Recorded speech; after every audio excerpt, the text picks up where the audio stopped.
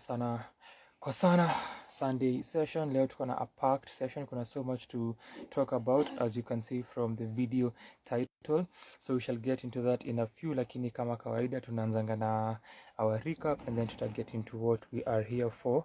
Na topic yetu ya kwanza iko na a guest mwenye tunasubiri, so stay here, usikie maoni yake, usikie kile anakuja kusema, akishare experiences zake regarding what tutaanza kuzungumzia. So karibu to another Sanaa kwa Sana Sunday session. Natumai upande wako unaendelea salama salmin, as we are about to get into this.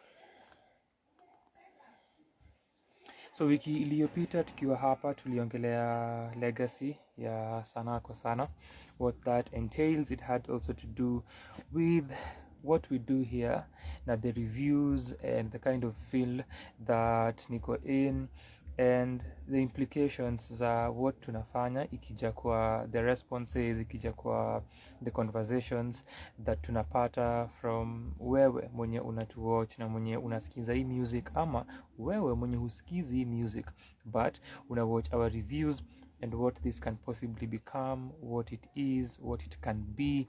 Easy discussions ndio tulikuwa tuna get into tukianza our session ya wiki iliyopita. Kuna a lot of talking points from that conversation, so nakusihi enda uione tafadhali. Kuna so much, na unaweza share pia views zako as you watch that video, uone kile nimegusia, kile nilishare from my sentiments, then pia ushare sentiments zako regarding the same. Nitashukuru sana ukicheki. Baadaye iliyo follow hayo mazungumzo, the other aspect ilikuwa kuongelea launch ya Majeshi Most Educated. Walikuwa na launch album yao Mapanda Shuka at Goethe-Institut.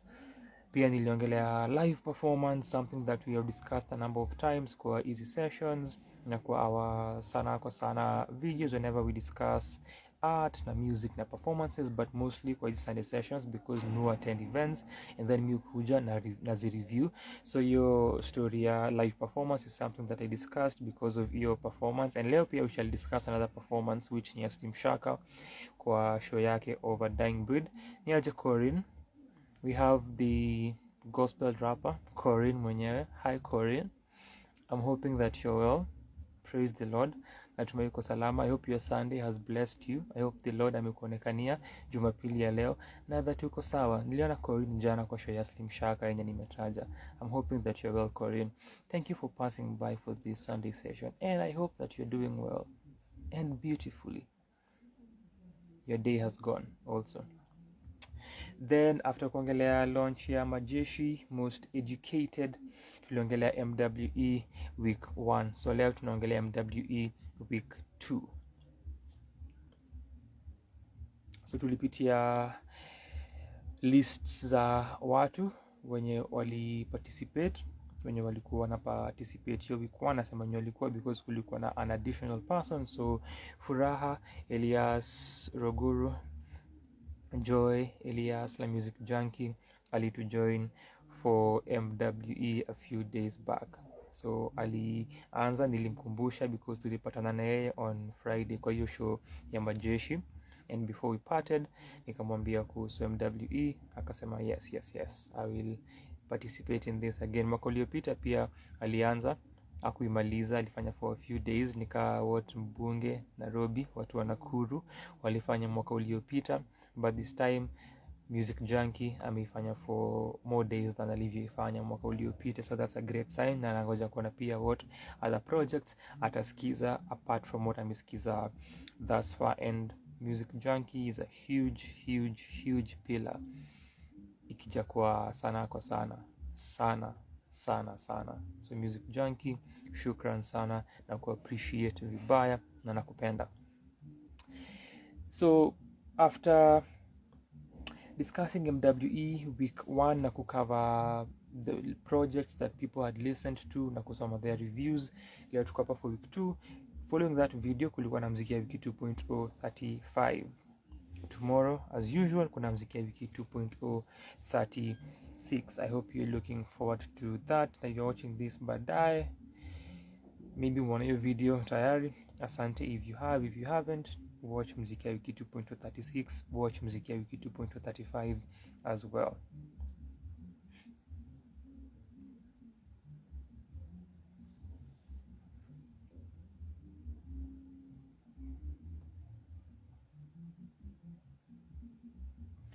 So for today, for muziki ya wiki, for MWE, the music writer exercise, week 2 is almost ending. Leo ni day 12, so tuko na 2 more days tuko tumemaliza 2 weeks. Na nilivyosema wiki iliyopita, MWE ni it's a lot of work, ni demanding, it's a mountain to climb, lakini once you start doing it na unaichukua kama ni a day at a time, metaphorically na literally, or a week at a time, na unai break down, or even just as you're moving through it, na unasikia project a day and you're writing about it. Once you publish that tweet, it's done, on to the next one. Una realize that the days zinasonganga, na before you know it mko almost kumaliza. So kasai tuko almost halfway through. In the next 2 days tutakuwa tumekava 14, tubaki na the other 14, and that is no small feat at all. So nashukuru sana Edna, Babu, Kakusha wenye nimeanza nao, pia sana nashukuru Music Junkie kwa kutujoin. In the next 2 weeks we'll be done with this. So ukiangalia kumekuwa na hiyo progress, na place ile tumefika, tumefanya a lot of coverage. So I can only wait kuona where else this inaweza elekea. Projects watu watasikiza vile watazi review, na pia kuget kusikia kuhusu the experiences of the music writer exercise, similar to what tulifanya last year.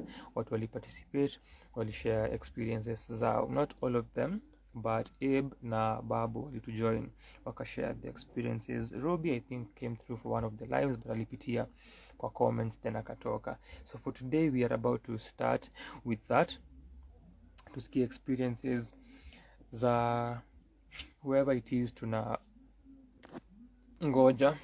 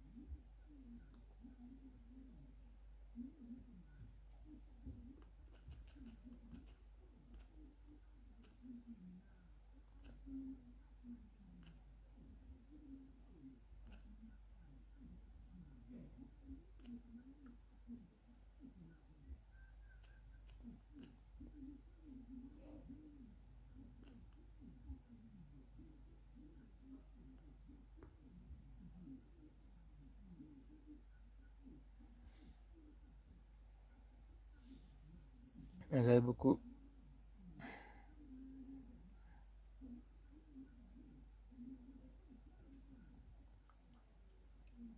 kumtafuta hapa ni tumie invite, but Instagram hainipati results za jina lake.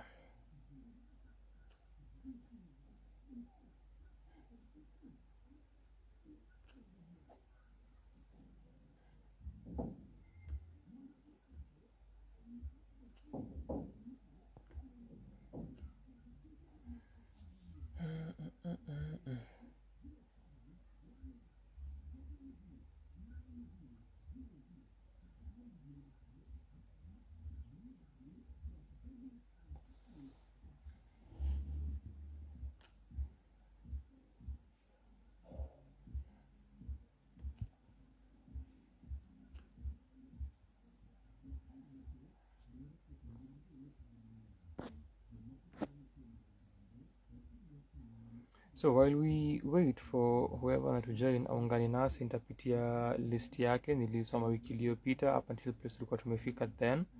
So nda soma, inaweza soma yote in fact up until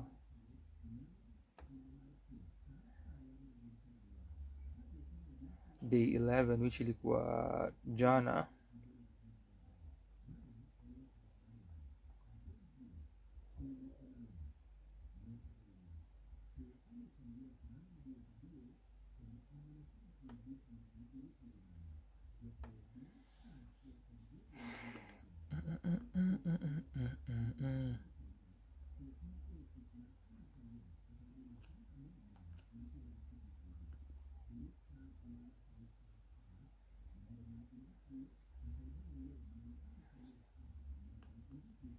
So tutaanza na kusoma list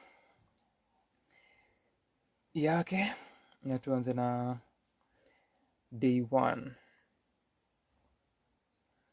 Kama uliwatch video last week utakumbuka hizi projects na vile alizikava.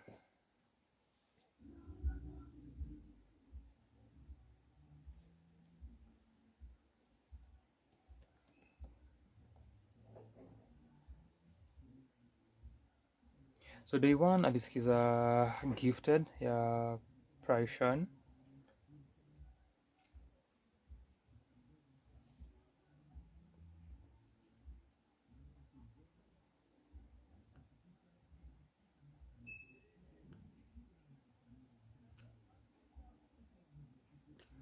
So if you want to listen to easy projects or iwapo unadai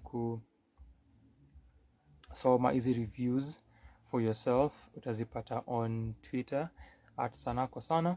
Huwa nazi retweet, so you can get all of them na usome all the threads za watu wenye wameparticipate na utapata maoni yao. Waulize maswali if you have questions to ask them. If you doubt kila alisema kuhusu particular projects, watafute waulize maswali and you can read their reviews.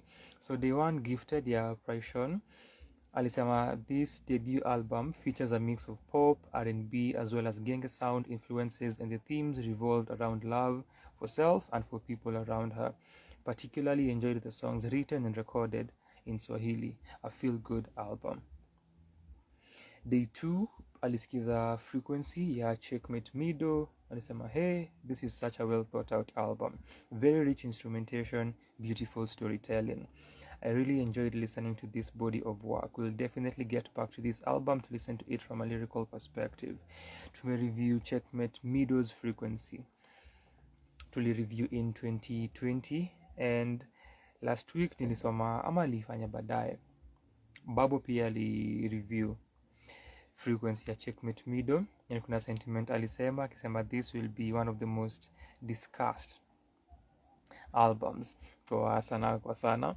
And if you watch the review utapata context because of a particular point of discussion that we had kwa the review, tukidebate kuhusu position ya Sela which is track 5.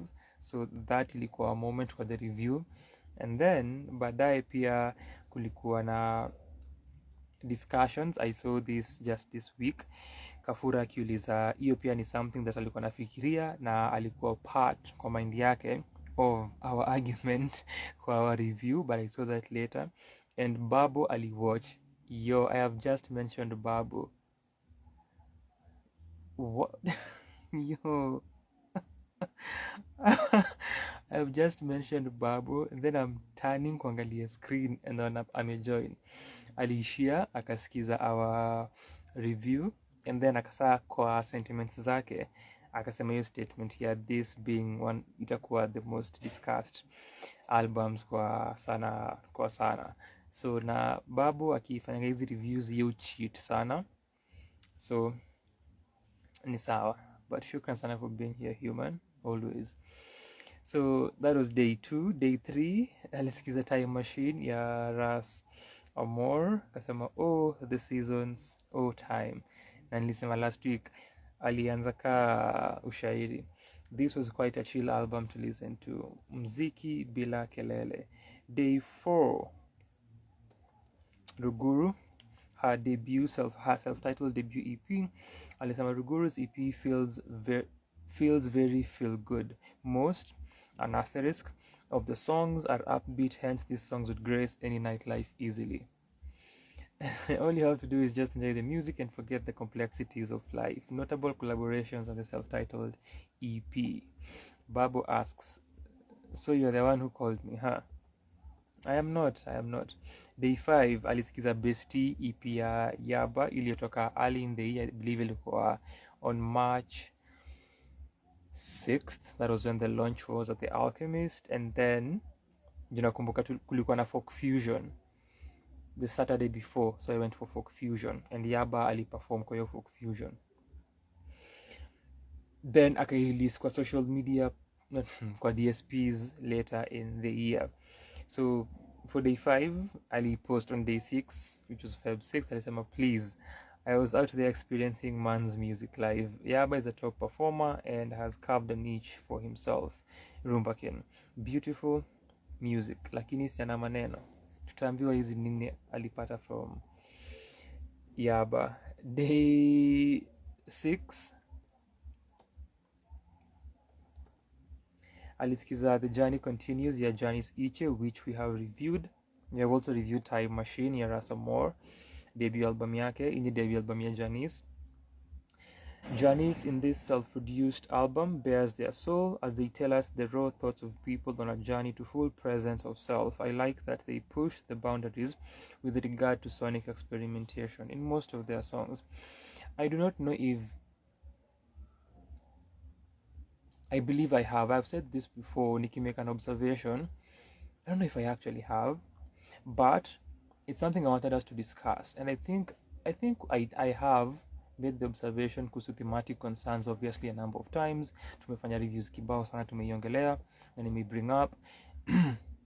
Then I think in 2021 or 2022 mid-year, kuna a point in time ilikuwa to get into discussing themes za wasanii. I think ilikuwa last year, and Hazel pia aliuliza akasema itakuwa fiti if we get to discuss the thematic concerns that artists cover in their works, and then just get into a number of factors that perhaps influence that and why that is so, because kulikuwa na a recurrence of the same themes across different artists, and that is still the case.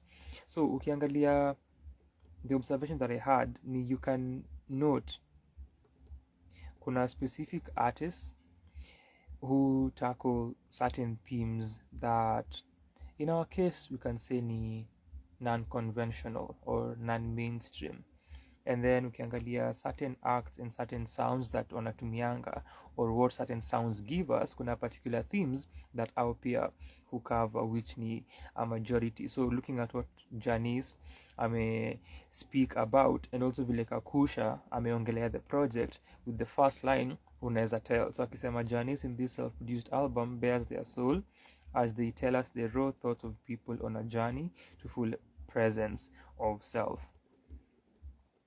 Day 7 alisikiza Papillon, album yake Moyo, a fusion of traditional instrumentation and modern sounds. The work takes a multilingual approach. Papillon's melodic choices, the use of repetitive motifs, and a strong sense of rhythm make this such a fantastic listen. Ethereal, fave thus far. Day 8 alisikiza Wodhera ya Ochiko, debut EP yake. Ilitoka, I believe that was September last year. Love indeed makes the world go round. It makes things msenaongelea me to join 10 years later. It makes things easier even when they hurt you and you wonder whether utapona enough to simp again and write beautiful love songs that are like you. Such a sweet EP. His texture and Ethan's are similar. So when I heard Easier, which is the opening track kwa this EP ya Ochiko, that is exactly what I noted. This last sentiment ya Kakusha kuhusu texture yake kwa similar na Ethan is an exact observation that I made. I even reviewed the song kwa Mziki ya Wiki 2.0, and I mentioned that kwa the review. Day 9, before our persona to join, alisikiza Maji ya Jivu na Maga, which we have also reviewed kwa our channel. We have also reviewed The Journey Continues ya Janice. To be honest, I did not know what to expect with regard to this EP. The collaboration was quite interesting and makes for feel-good songs with PG ratings. Interesting sample choice or not, for whatever you like, from the earworm high. So also, if you've listened to EP ya Ochiko, then you know kile Kakusha alifanya with the titles. Easier, Seem Like You aliplay na titles za the project. So 2 more than Kakusha to join. Day 10 alisikiza MFN debut EP ya Mau From Nowhere iliyotoka late 2020. I reviewed it in 2021 for MWE. Ilikuwa no, I reviewed it this year. No, last year. Nilireview last year. Day 2 ilikuwa Mau From Nowhere. Yeah, that's a long time ago, huh?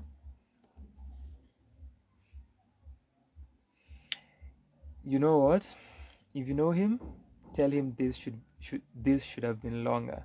Really enjoyed listening to this EP. This self-produced 4-track EP is wavy, lyrically vulnerable, and really a breath of fresh air. I look forward to more. So you can see from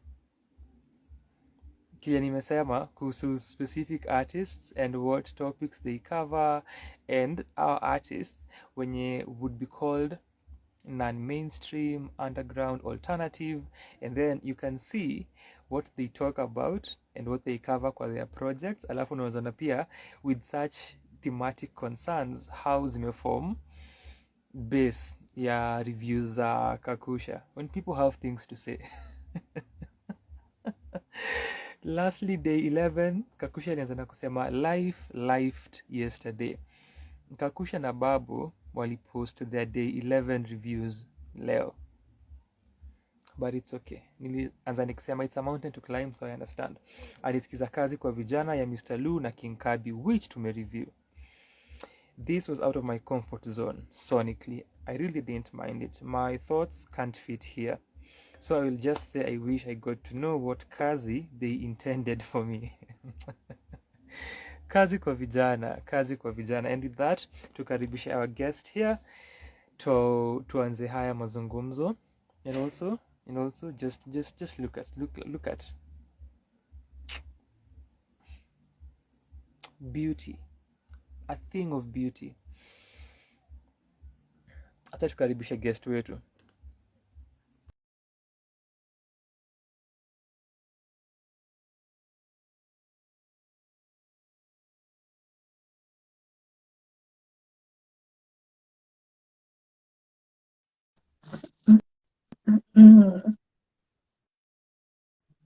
Are you a thing of beauty?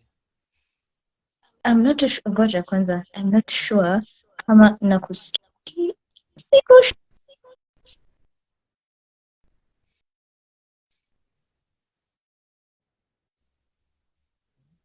People in the creative scene in this day and age, mnafaa kuwa mnajua kwa hizi ma live session, but I'd have to use my earphones.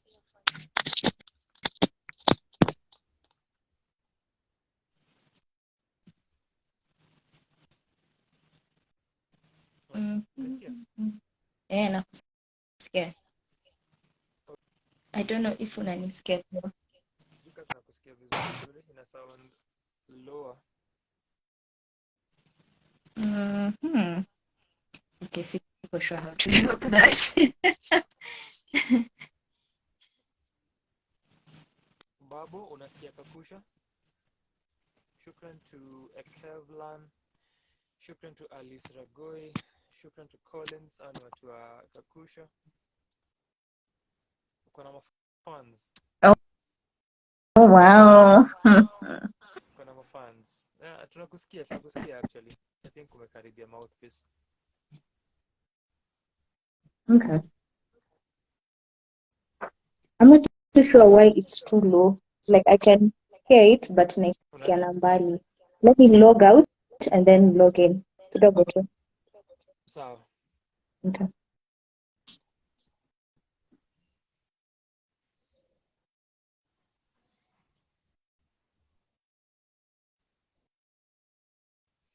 that is the person nilikuwa na refer to na mwenye nilikuwa nasoma reviews zake. And will be our guest for today. Atuambie kuhusu MWA experience. My voice is too low. The reception is breaking and Afrikaans voice is too low. Let me see.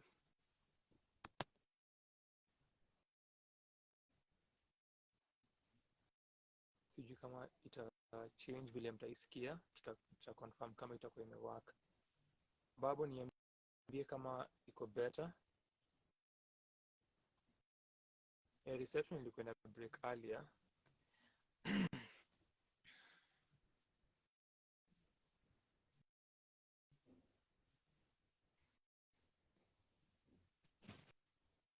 Is this any better?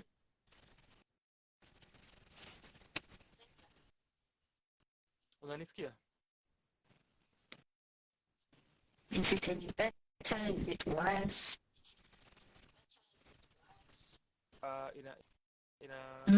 It's low, and then iko na some certain sort of distortion, but kidogo tu, but you can get your words. Alafu sijui kama Just unanisikia work without on your end. the earphones. Let me work without the earphones. I feel like maybe better. Hivyo tunakusikia. Unanisikia? Unaweza anza na kujitambulisha, utuambie kama nimeuliza if you also a thing of beauty. Can you know what the thing of beauty? Umekuwa ukisema this thing of beauty. My name is Venecia. What can I say about myself? I'm really at this point just living, honestly, and just learn kitu mpya. Not necessarily mpya, but it's like it's a good thing to realize, you know. So, kikwambia about Chronos. Chronos time. No, from church, the pastor, anasema how his sermon today is just like a seminar, but he was saying he recommended a book for us to read. Now the book inaitwa 4,000 Weeks. So the premise of the book is that if you are to live to 80 years, 80, you have about 4,000 years to live. So in my head, nilikuwa nafanya quick. 4,000 years to live. Of 4,000 weeks. Yeah, so in my head, nilikuwa nafanya quick math. Nikisema, how many of those weeks have I already? Nasi guarantee itafika 80. Yeah. So I think ilikuwa effort ya create more intentional time as opposed to just going through the motions of life, because clearly the way the economy is and everything, we tend to go through life very. So nilikuwa nataka kuitaina nini? Yeah, I'm a spec, I'm a beauty. This time I'm acknowledging that I am a beauty.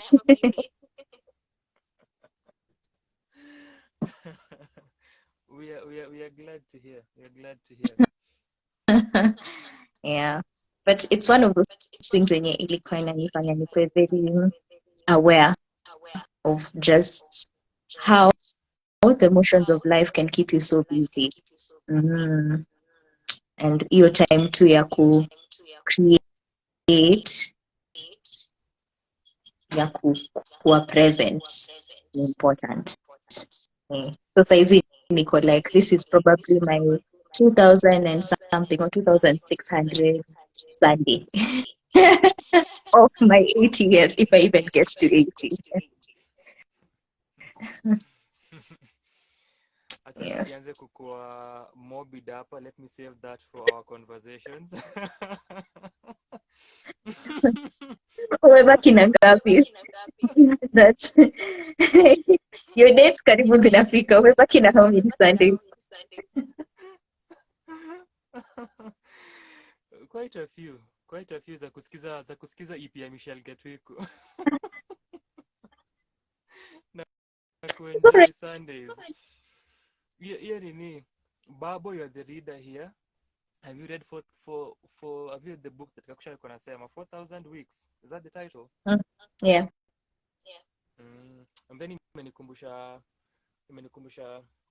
a similar idea.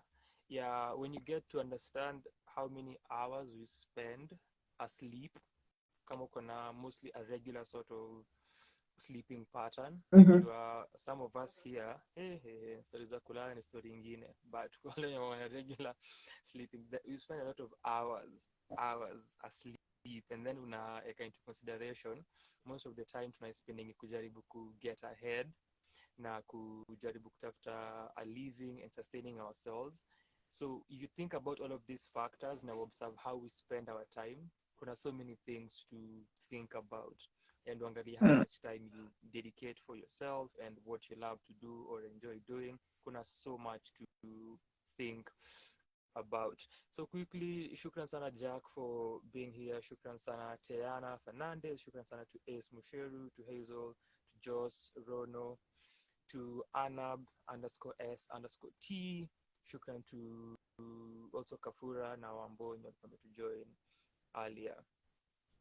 So, life jana, how are you feeling today?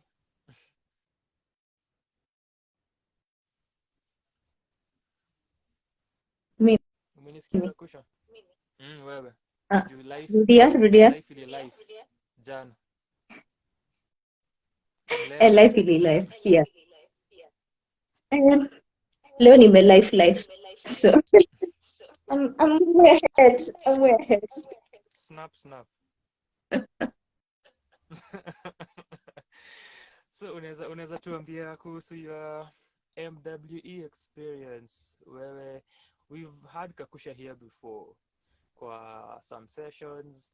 Kuna time tulikuwa tunaongelea artists kukuwa na alternatives in terms of ways of sustaining themselves. You remember, in coming up with models za kusustain themselves na kusustain their art, which ili touch upon the economy ya musicians. And I remember tukiongelea vitu kama Patreon at the time, which is something that artists and creatives use. Tumeopen our own pia just 2 months back, exactly 2 months ago, because ilikuwa December 12th. And then we also talked about aspects kama products that are specifically designed by companies for artists. So kitu kama insurance, something that you are passionate about then. Kama mtu wa tech. Women in tech. I have So thoughts. so tukongelea models and products and alternative means za artists kujisustain. You can check that live out. And then kuna another time tulifanya a live review. So we reviewed Bien's and Aaron Rimbui's project, and then tukafanya pia further studies ya Fancy Fingers. So today tunaongelea MWE week 2, and nimesoma reviews za huyu music enthusiast, playlist curator, music writer as well hapa. So you can tell us more about MWE, these 2 weeks that we've had so far, and even the process ya where could decide you want to do this, and then unaweza take us through your experience as well. Well, okay. I would say, first of all, this was quite random. It was really random. I feel like casting God a treaty again. It would be one of those, oh, okay, next year, or something like that. But I think one of the things nimelearn, okay, for this whole thing, kwanza, I think ilikuwa kwanza, when you already know what you like, what type of music you gravitate towards, and especially in Kenya, you tend to put yourself in that cocoon. So I feel like nilikuwa na listen to specific artists. If my favorite artist has a collaboration with this person, then I tend to open space for that person, and then listen to that person and stuff like that. So the other artist ilikuwa kusikia either in passing, ama when they have a single, so you're like, oh, this is so nice, and then that's it. So hii imekuwa ikinipush kuzisikiza like as a body of work, na it's been quite the, I don't know what even to say, because even picking the projects imekuwa hard. I don't even know what to say. For starters, I used to think there's so many artists, unajua, who have done a lot like of work out there and stuff like that in terms of like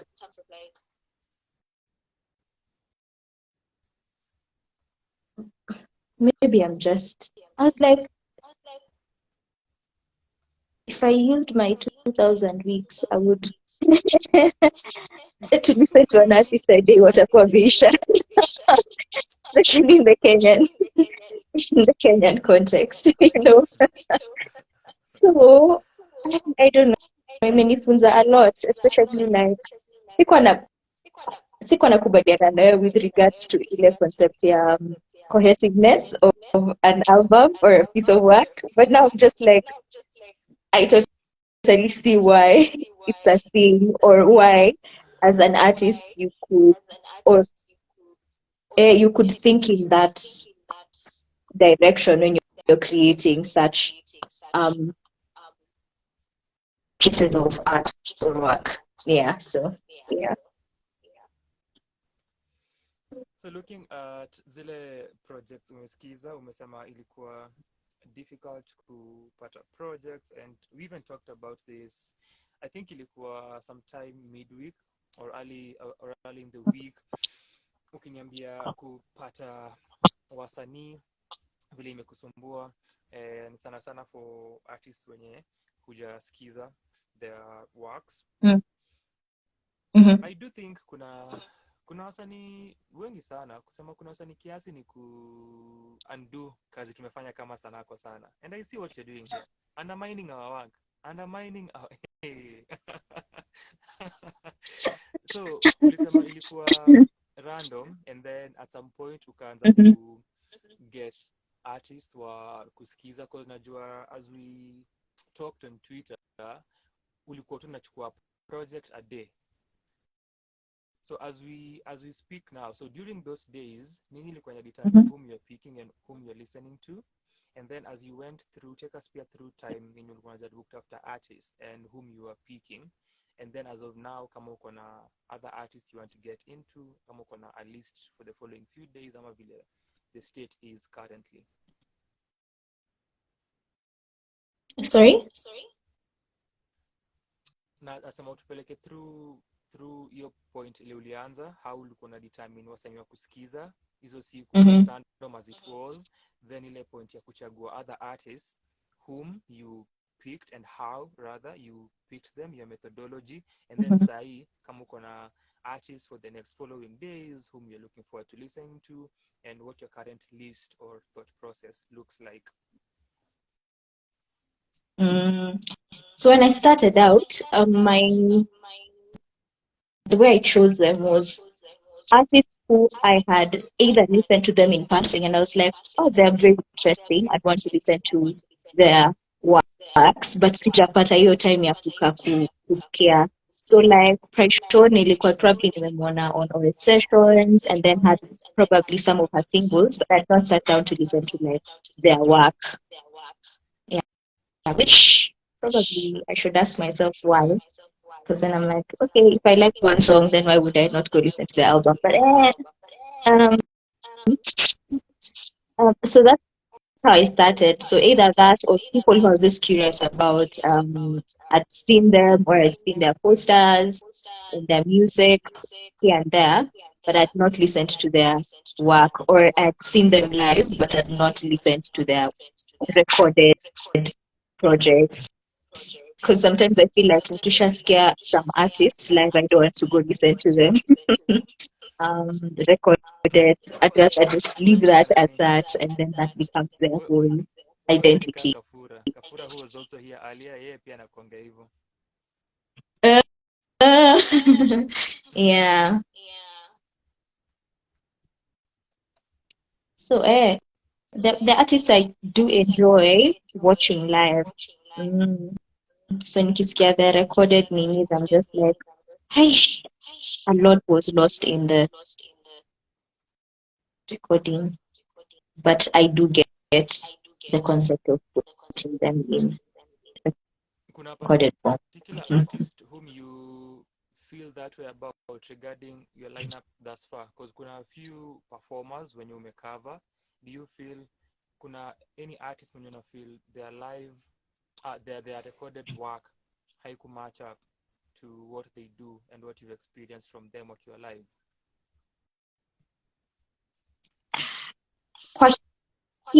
Okay, for this one, I probably would say Rasta more, because if you,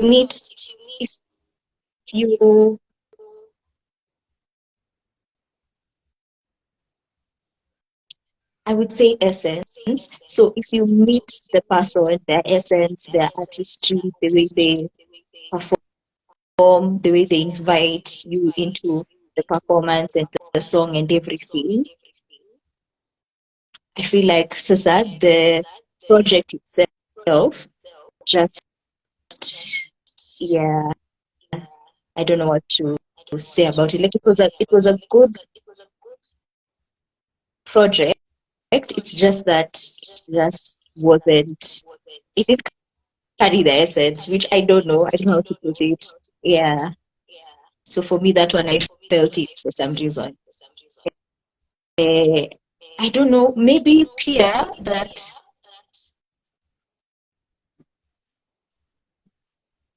there wasn't much live instrumentation that moved from or to their recorded work. Probably that influenced the whole experience for listening to that mini. Yeah, that's what I'd say. So if you had me earlier reading Kakusha's review of your project, or if you're watching this back umeisikia, you can see that apart from the review on Twitter, hapa pia ana play safe na words zake, anajaribu sana kuona vile anaweza patch sentences together. You can see, and people appreciate our work. Appreciate our work out here. What would you say for Yaba? Because Yaba Pia is a performer, and he's been performing for a while, as well Mm-hmm. as Papio. Because I feel that would be an interesting conversation. Because Yaba perform sana, and then ulisikia EP yake, and then Papio pia perform, and from the way ulisikiza the project ukashare your experience, hiyo time ilikuwa your fave. I think it still is, sindio? Moyo. Moyo. Mm. Yeah. Because you even said ethereal. So for what about those two, Yaba na Papio, make your juxtaposition of their live and their recorded works? I also feel the same about Yaba, but also probably because nilikuwa namsikia live and then nikakuja sasa nikasikia his nini and I was like, wait a minute. Yeah, it's the same thing. But with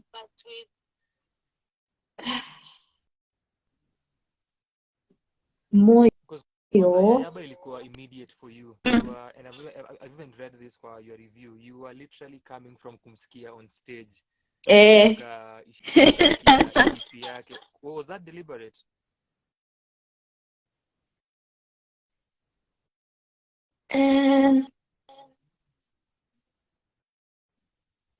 It really, I think it was. It was. It was. Yeah.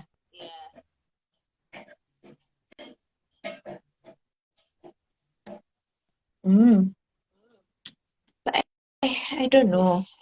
Ilikuwa comparison na nani? Papio as well. I feel like Moyo ilikuwa very rich. It was quite rich. And I'm not too sure if it's the influence of different instruments or the African instruments, bringing I'm not too sure what it is.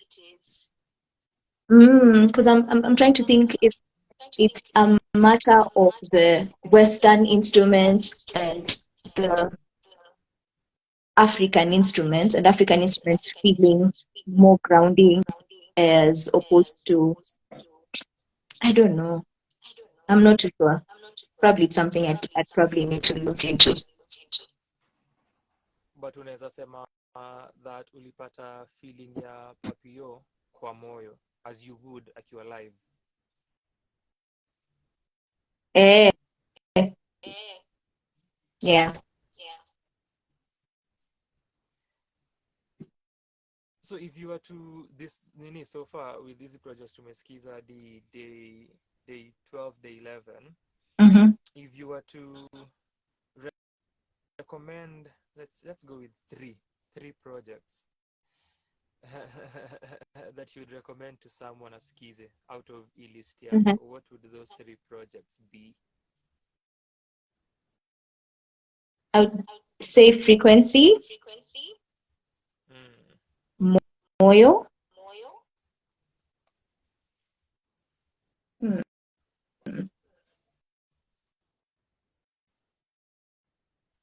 I know the third one.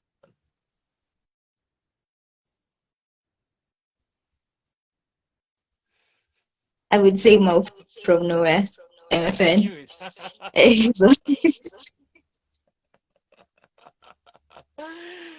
But as an added fourth, I think I really liked Pressures. Yeah, so that would come as fourth. Yeah. So since hizi ni reviews, so you wouldn't consider yourself a reviewer, si ndio?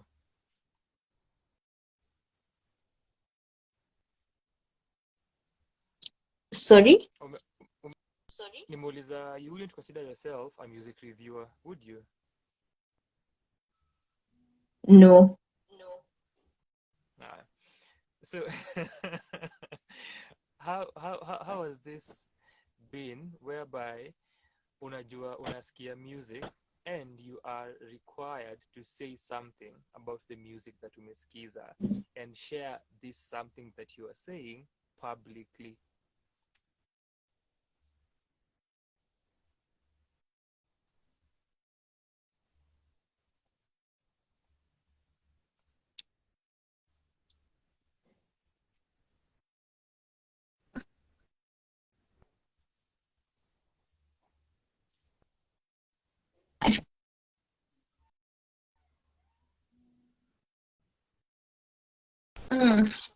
I'd say cautious with what I am saying. Not cautious, but I've been very cognizant of what I want to say or how I want to say it, and as much as possible.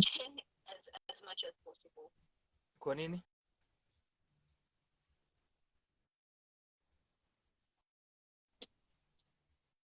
Um,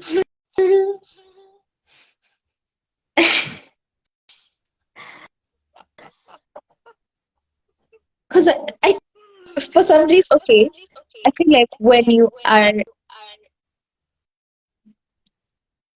I don't think nimefika place ya kudetach myself from what probably I create. So najiweka kwa hiyo space. Yeah, mse amesikia my stuff and then this is what they have to say about it. And probably, again, I'm a sucker for energies and where people are at and stuff like that. So I do not know the context and I like context when I am giving a review. So it makes more sense when because nikielewa that bit of the context, then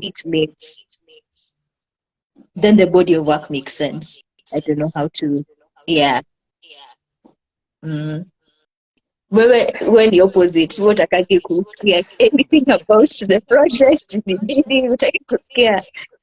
Yeah.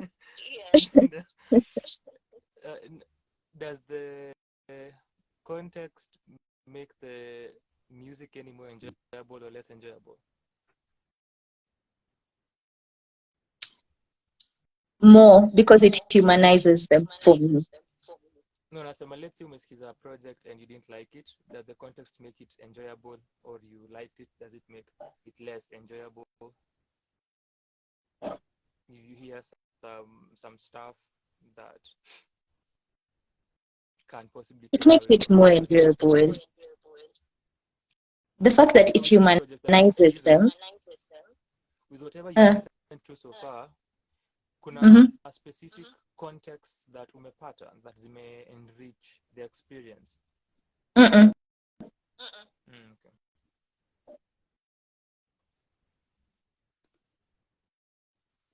So you're going against what you're saying here, eh? Unaisema tu for the sake of the camera. What do you mean? Unaisema tu for the sake of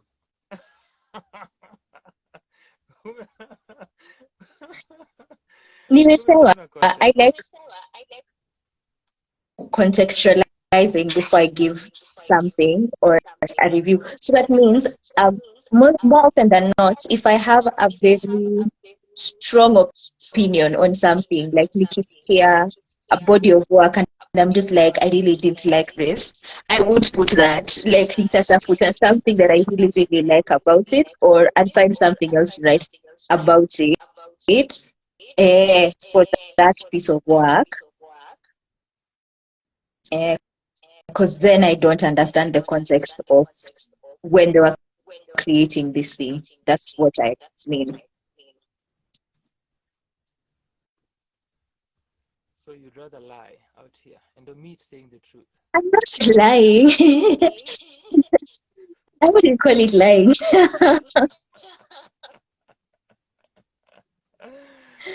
But no, it makes for a fascinating conversation kuangalia hiyo position ya context and what exactly ina entail kwa hiyo context, na wewe kupata muktadha fulani from an artist and how that ina play a part and ina play role yake kwa consumption of their work. I think it makes for interesting conversations. What I know, which is also contextual, I believe, ni for Babo before askizange artists, now say process yake inakuanga very in depth na to ile level whereby anataka aone pia interviews of an artist, Mhm. and then asome what has been written about the artist, then I get into the work ama ile ndo decide anakusikiza. So this is it's a biographical political approach ya ku get into music. So kuangalia who the person is and then ku get into their music and making this conscious decision as you're listening to someone based on knowledge and information uko nayo about them. So it's still contextual but a different context. From kile wewe umesema, it seems the context hapa that unataka ama una feel ina enrich the process na ina enhance ni more of an artistic context. Is that the case?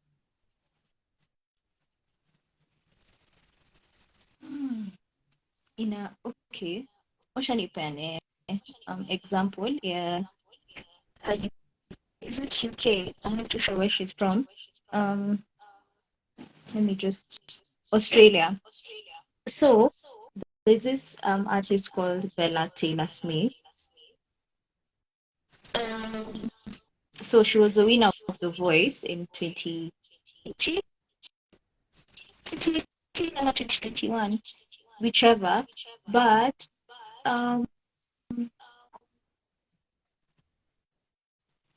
every single time I see her song out or anything that she's written, nikiangalia, because then now with The Voice, there was like a part where she shared about her life, how she has grown up, the space she has been in, and everything. It makes then me listening to her music feel like I am connecting with her, or I can see this story from her. She's a songwriter that writes from a place of experience and stuff like that. So, so me hupenda when artists actually humanize themselves. in their work, in their I don't know, brand, in their stories, like everything about them that creates their brand is probably their story and humanizes them in a way. So it makes me, when I'm listening to that album or their piece of work, um,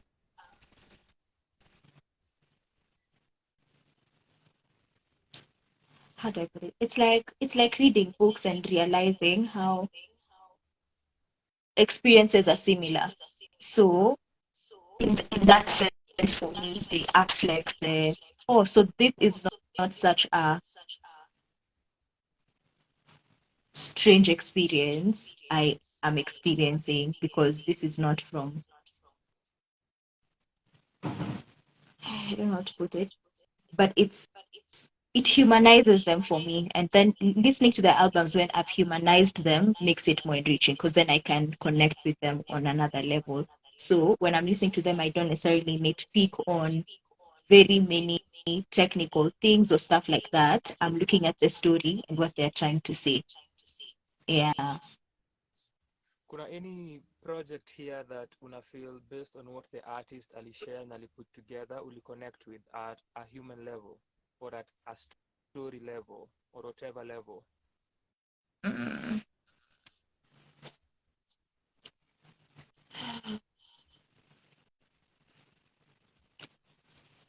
I could infer for some, but not necessarily. Bado sijapata and a body of work that I'm like, this is it, or this is like I can, bado sijapata hapo yet so far. So tukitoka out of this list kidogo but still connected to it, Mm. do you have any artists wenye umeinteract na kazi zao generally Kenyan wenye una feel wamejihumanize? And then this ties to what pia ilikuwa niulize, how Mm. then do you think katika maoni yako that Kenyan artists wanaweza jihumanize more kama ni in their projects or outside of their projects? How does this humanization process occur from the artist side, and then the listener then can also hear these stories na waone hii human aspect kwa the music ama waitumia as an approach as they get into the music? I think my perfect example would be, and I'm very biased here, it would be Sero. Very, very, Okay. I do admit that I'm very biased. And especially for her Uwani sessions, um, zilikuwa places where, in as much as she was doing, there was a different artist there and she could sing, should give stories or should tell specific or snippets of stories about her life and some spaces where she felt one, two, or three things, and even that beat. So akimba hiyo wimbo akishare, and then in the specific song, you tend to make the connection. So I feel like she's the, for me,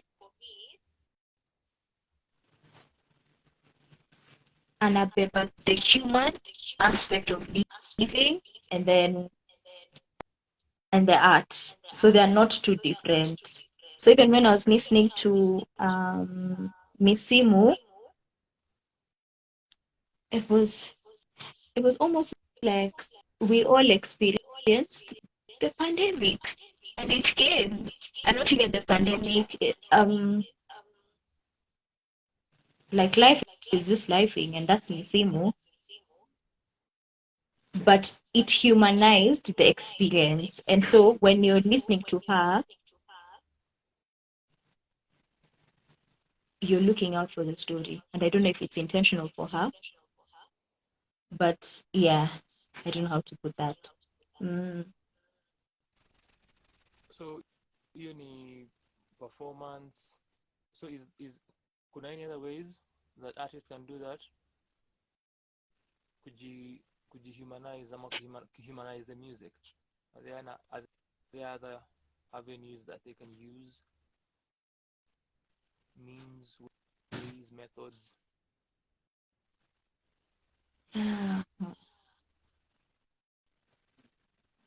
Siko sure.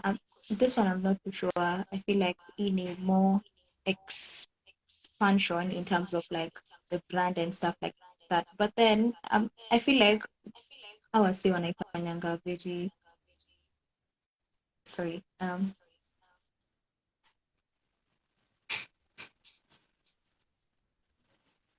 YouTubers who now became who are moving into the space of podcasts and everything.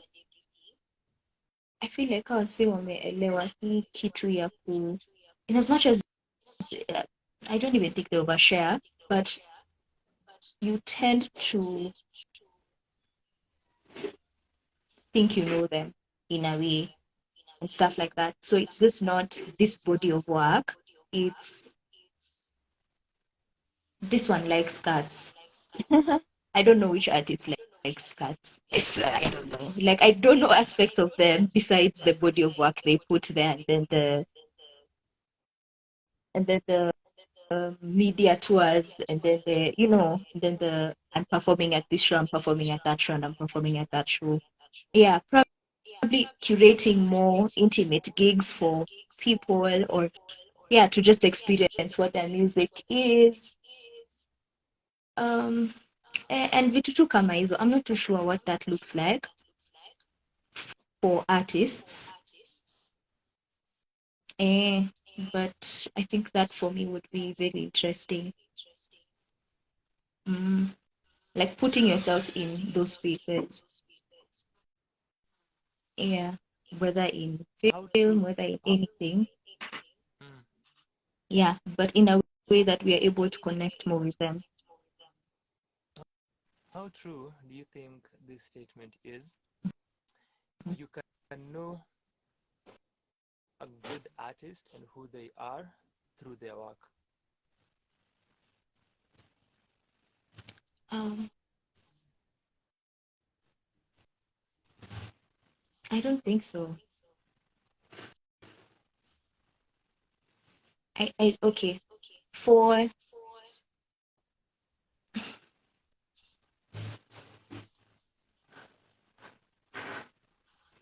hmm,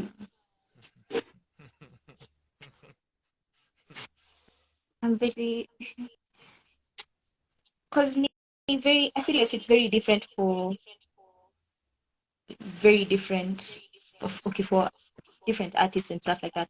Because there are people who step into their power and know who they are even as an artist from the beginning. So when their debut projects are out, you kind of know who they are, you kind of know what they stand for and stuff like that. And then there are people who are trying to find themselves in this journey who are getting in because probably they can or they want they can sing and this is a way to create an income and everything, but also it takes a while based on different things, based on trauma, based on everything else to find that space or to get into that space. So for some people, I think it takes longer for you to kind of figure out or for them to even step into the space or this is what I'd want to share as an artist, or this is the space I'd like to occupy, and this is the message that I stand for, and yeah, this is where I'd want to be. So I think in the long run, probably that would be the case.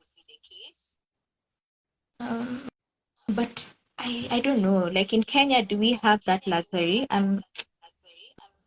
Because then if you're looking at it from a place of you need this to make money. I need this to make money, and that does that give the luxury for people to create based on who they are or based on what the market wants.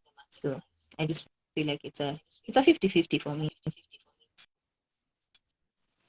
50-50. Labda for 30, 70 ama 20, 70 ama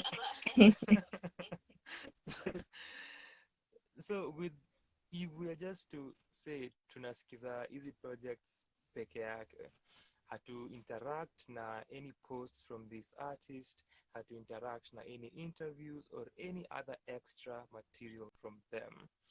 And from Praishon to Mido to Rasamo to Rogoro to Yaba to Janice to Papio to Ochiko to Jibu na Maga to Mau from Noya to Mr. Lu na King Kabi. Let's play a game here.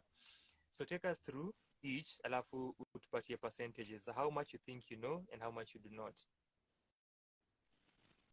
Just based on his projects as individual bodies of work.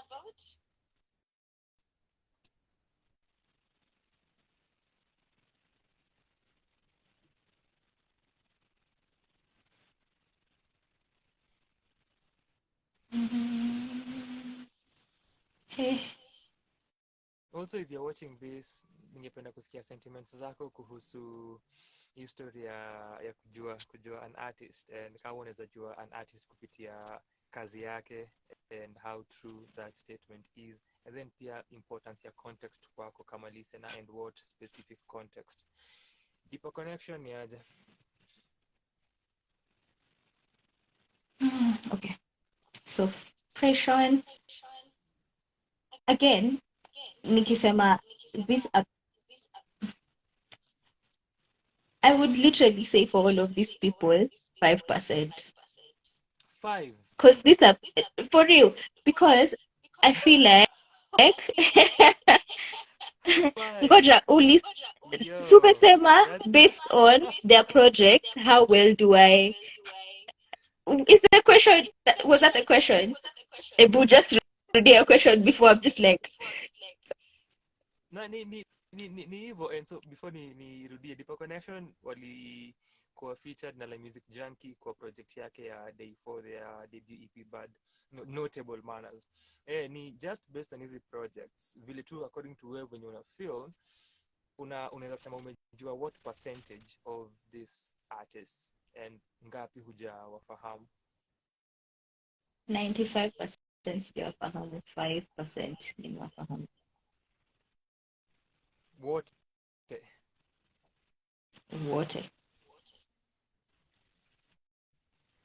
Where?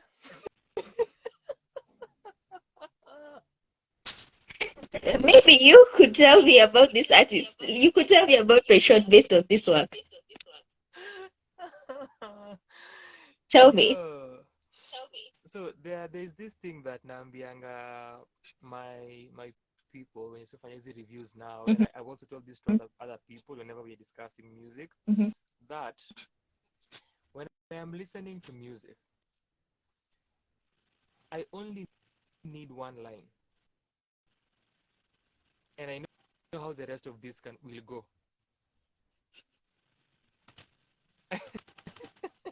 Asa nisikie the opening bar or two, and then immediately mind yangu formulate a hypothesis to how this will go and nakuanga accurate. So so what I mean here ni we might not necessarily know the entire of Kakusha's life, obviously, from a 4-track EP, from a 5-track EP, from a 10-track album, but there is a way in which the person that you are and how you experience the world and your viewpoints will seep into how you phrase whatever you're phrasing and sing about whatever you're singing and what it is you're concerning yourself with. So ukiangalia, for example, Checkmate and Story of Frequency and the different stories ametell kwa the album, from Sela, for example, or ngoma kama Flow, ngoma kama Kimbia. If you just listen to those songs, unaweza tell viewpoints za Mido and what anajiconcern with and how anaangalia hizi vitu that anachoose ku approach. I mentioned Janice as you are coming in, and even your opening statement ukitouch on ini project ya msee mwenye ana come into themselves and wanajilan, right, for example, and you can hear that in the music. And then for Mau from Nowhere, for example, Mau is such a candid writer na anakuanga very vulnerable kwa music yake, and kwanza for mse kama Mau, just one song and you can get to learn a lot about it. Ngoma kama Fireflies, for example, which came out last year, ngoma kama Our Favorite Songs, you listen to just a song from Mau and you can know where akili yake iko and views zake kuhusu maybe the world and what ana feel. So if you listen to different acts, you can I think ukiangalia Yaba, for example, ukisikiza, so with this tutakuwa na more context, but if you listen to Yaba's music, usikie Best T, usikie project yake Rumba Ken ya 2021, usikize ngoma zake za siku zake za Red Acapella before kuwe Red Acapellas, you can see and you can tell what anajiconcern with kwa mziki yake na amekuwa consistent about it. Ukisikiza mwanzo, usikize Soul Philosophia, usikize Live and Die in Africa, usikize Midnight Train, uangalie the kinds of songs that Sauti Sol wame have and pick different themes that you want to study, you can see recurrence, for example, right? Unaweza ona kwa kitu ka Nerea, for example, the kind of historical figures wenye wali cover, and then uangalie what they also covered kwa tujiangalie, and you can see their scope of history and you can see where they are with their historical perspectives and their political views. Ukiangalia tujiangalie the remix and your project, for example, na uangalie some of the songs there, you can also tell, and even the artists when walikuwa featured, unaweza tell whatever it is walikuwa wana cover and how they view what they were covering. If you listen to Wakadinali, our Cardinali project, na usikie their songs, you can tell who these people are and what they are about kupitia their music. So I do think that kuna ways that beats and pieces or actual people and who they are come out kwa their music, and you can see who they are na identify, okay, I see from your projects, from your single, from your album, from your EP. If it's not completely who you are, which na understand, huwezi pata pia vile nimesema nikianza an entire scope of someone, but unaweza tell the kind of thoughts people are having, who they actually could be, who they are, who they are trying to be. Unaweza iona kwa their writing and also their phrasing and vitu kama hivyo. What do you think?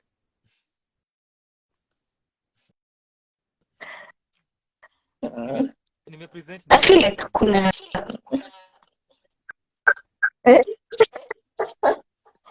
even before uendelea, another person would be Kabi. Ukisikia King Kabi, ukisikia mziki ya Kabi, you get to know what Kabi is about, who he is, stories are self-care, mental health, loving yourself, vitu kama hizo. Just from Kabi kwa vijana, for instance, which Kakusha kujua anapewa kazi gani, but go on.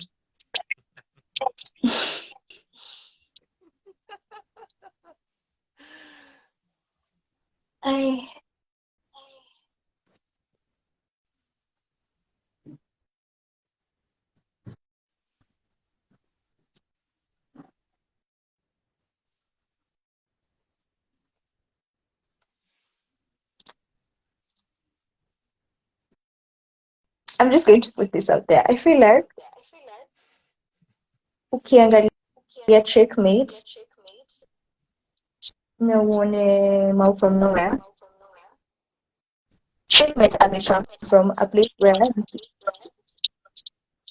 poet, and then basically amekuja amefuse that into his music.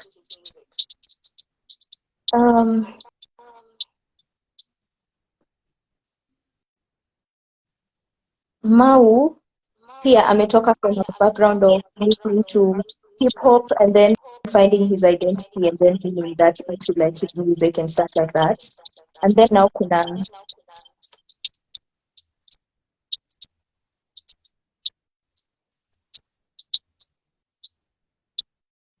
singers and songwriters. I don't know where to Kanga.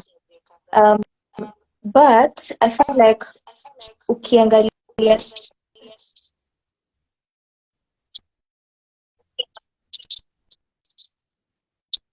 I mean, you have a point. I just feel like based on the genre, it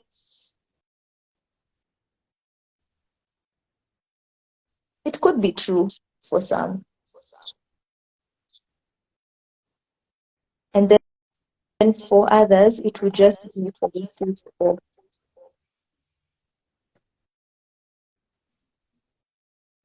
business. I don't know how to put that. Yeah, so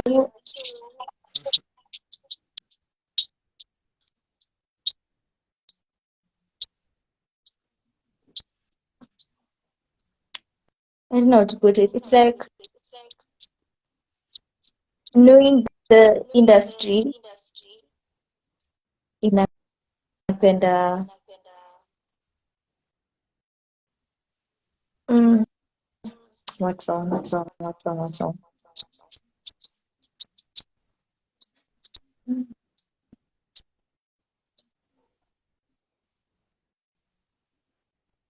I'm trying to think of a song.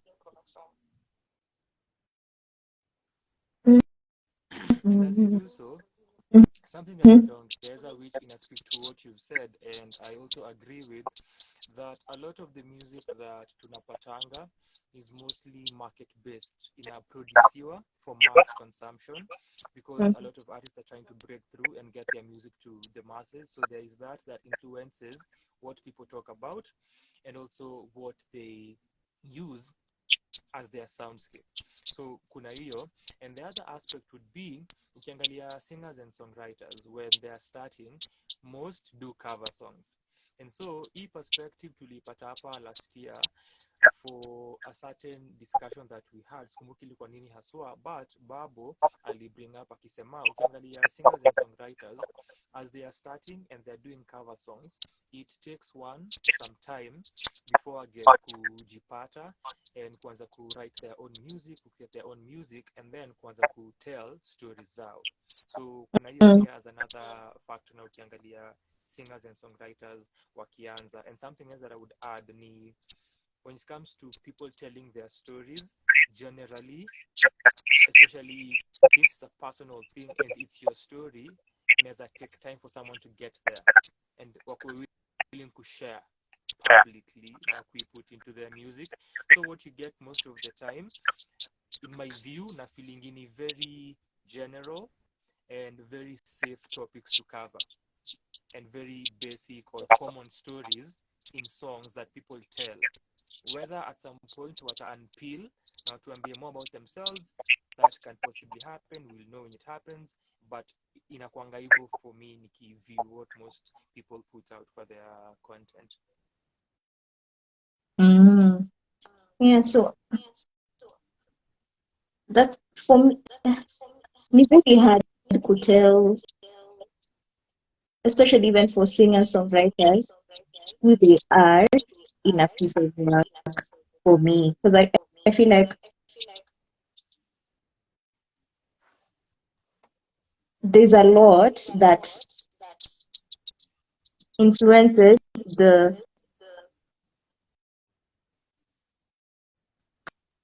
creative direction they take with regard to their debut projects. Because first of all, you want to make money, you want to break into this market, you want to be known for something and stuff like that. So when you're writing and when you're looking at producers to work with and stuff like that, you're looking at who is this producer that basically would, I'm looking to work with this producer because this producer creates bangers and bangers is what would get me out and stuff like that. So, and what is the message that I would need to put in this song to get there and stuff like that. And yeah, just how people position themselves, even as get like even just getting to work with brands and stuff like that. That also could influence what you're talking about, but that doesn't necessarily mean that's the person you are. So I feel like what wanakuanga na the artist and then the self. Na natafutanga where these two are actually zina converge. And I feel like it's very rare for projects like in this year, especially for like debut projects and stuff like that. Very few have I just I, I I do see your point in the sense that Nikki their music, I probably would be like, ah, for you, this is their emo, and that's their emo. But I feel like that's the artistic um aspect of of themselves. I don't know how to put that. It Mm, makes sense, nakuelewa. yeah. Nimeget kile unasema. I do think, and even the reason nimesema just give me a sentence in the opening bars, and then najua how this will go, ni kwa sababu huwa naweza tell, because how you view the world and who you are and what experiences imekumake, because you are a totality of all your life experiences and all that you've taken in terms of what your senses perceive na kila kitu. All of that influences how you write and how you view the world. And then now kuna hizi factors zingine sasa za thinking about the market, thinking about the audience, kufikiria hizi vitu zingine za reach, right? However, if we have a project that is maybe a 10-track project, or even a 5, or even a 3, and you notice a consistency,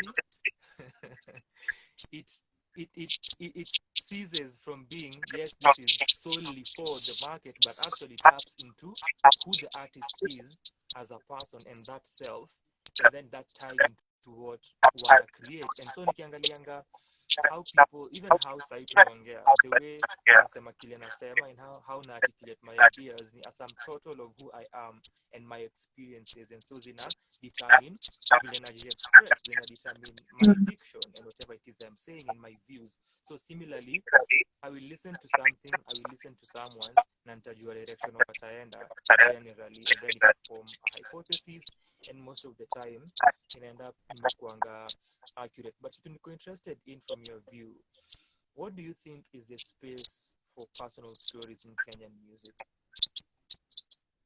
from an audience standpoint?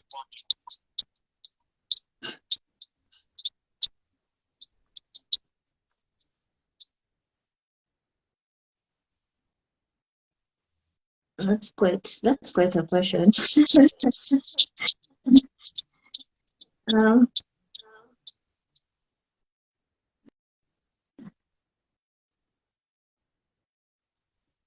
I'll paraphrase what I had a conversation with. I think the best person to actually say this would be free at some point, because at the time alikuwa anasema how the cycles of artists and creating, and how this is coming full circle into artists writing their own stories, and how people are longing, and how people. I will really paraphrase it. I don't even think I'll do it justice. But alikuwa anasema how for a couple of years back, tumekuwa tukisikia projects that are very superficial, for lack of a better word, and there's the lack of connection to the story and to the human experience. And this is now evolving over, like, people are putting out projects where they are talking about their human experiences and bringing that out, in the sense that I want to be able to connect more with my audience and be able to put out this story. And as such, I feel like there is space for people who are just craving a genuine story.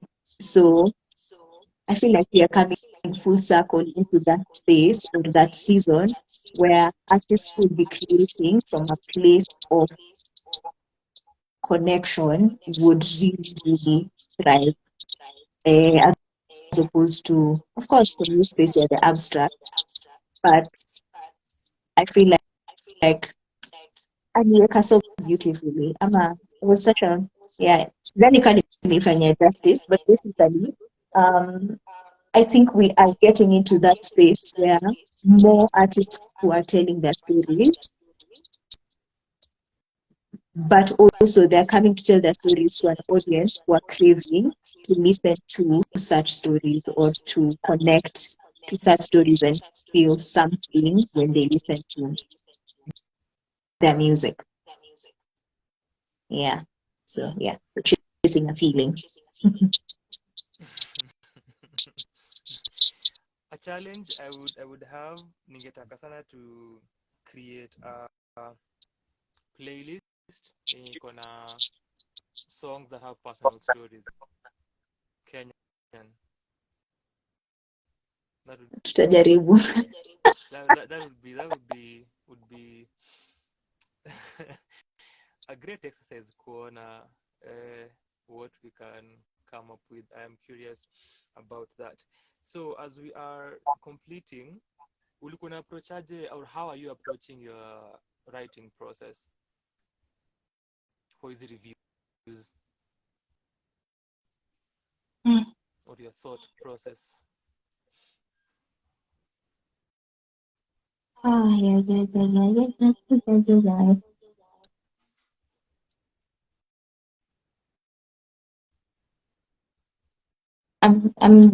I'm literally going through them. So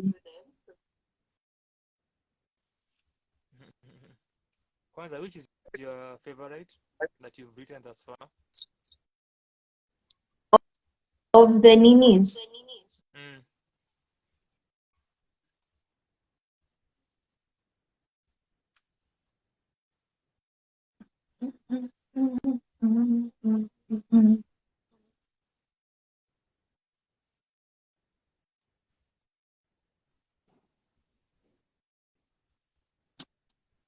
For some reason, I think Maji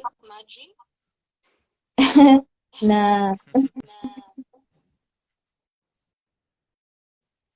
kazi kwa vijana. Hizo ndo your favorite writings? No, nataka kuna kuuliza.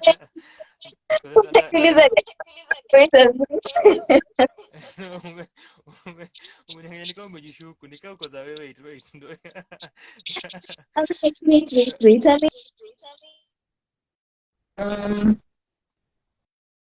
I don't know. I feel like for every nimekuwa na You're back. Oh, I feel like for every nimekuwa na a specific, I don't know. Nikisikia album, the first thing I'm like, what has this album made me feel? Or how do I feel about the whole thing? Ama, in what context would I listen to this album and feel like, oh yeah, okay, this actually fits into this space. So, hiyo ndio kwanza inakuwa the thing. Alafu kuna zile zenye zilikuwa feel like, oh, this is so grounding, kama saa moyo and stuff like that. I feel like, oh yeah, this is grounding. This makes me feel like rest and stuff like that. So the albums that make me feel like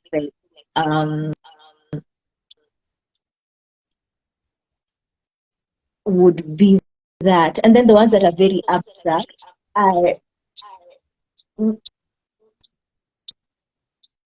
I was just I don't know what to say about it. Or I'm inconclusive about what to say. But sasa unaona vitu like ni kama kazi kwa vijana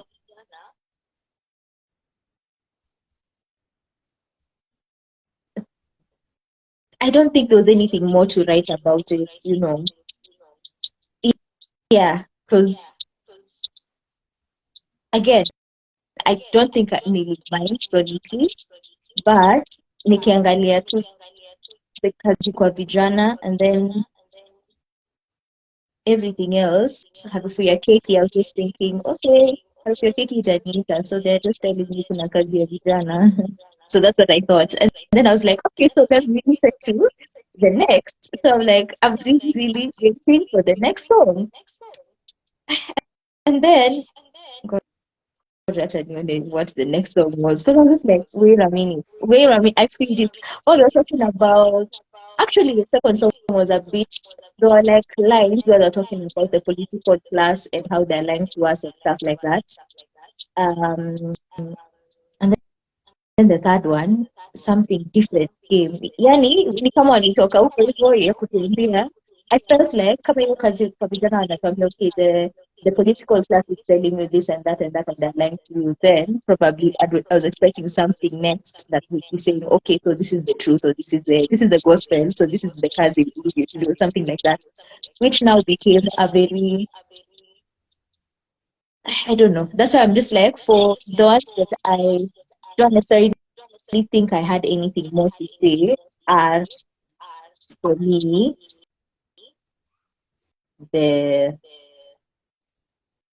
the good ones. Because the others I had a lot. Because mtu akiona your review ya moyo, you can tell how much you enjoyed.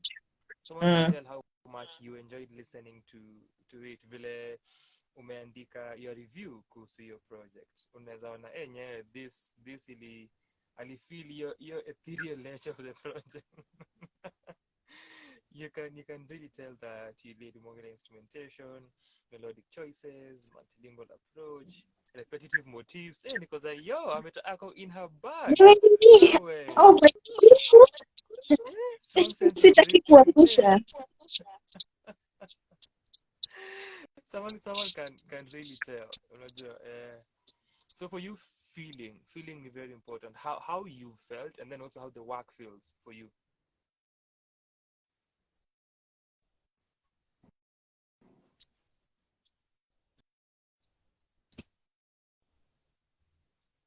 Sorry, ulikuwa umepotea.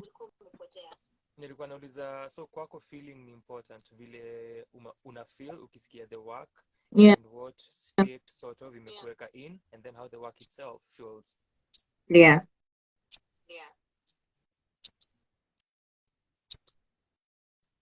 At what point do you decide to cover what the work in ongelea and the themes, and how is that any important? Is that more important? What's the significance of that? I don't think it is significant, but then I don't think it is significant in this, like, Nikki, just saizi, I'm going more for the feel than anything. It's just that now when I don't feel, I'm like, what else can I get from this thing? So now the kuzirudia and stuff like that, and I'm like, what else can I get from this? But I'd want to listen to music and then I feel something about it, and then I'm like, then I'll go back to it and now listen for the themes and everything, and then just stand the artist and be like, what? Ulisema hivi? I'm like, oh, ulisema hivi. Yeah. So yeah, feeling mostly, and the ones that make me feel grounded and stuff like that are the ones I'm looking forward to. Yeah, maybe I'm in that state. Uko na a list that you have for the following days, ama uko na particular artist una look forward to?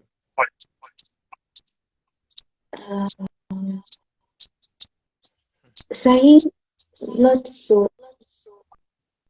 Nakwambia na struggle.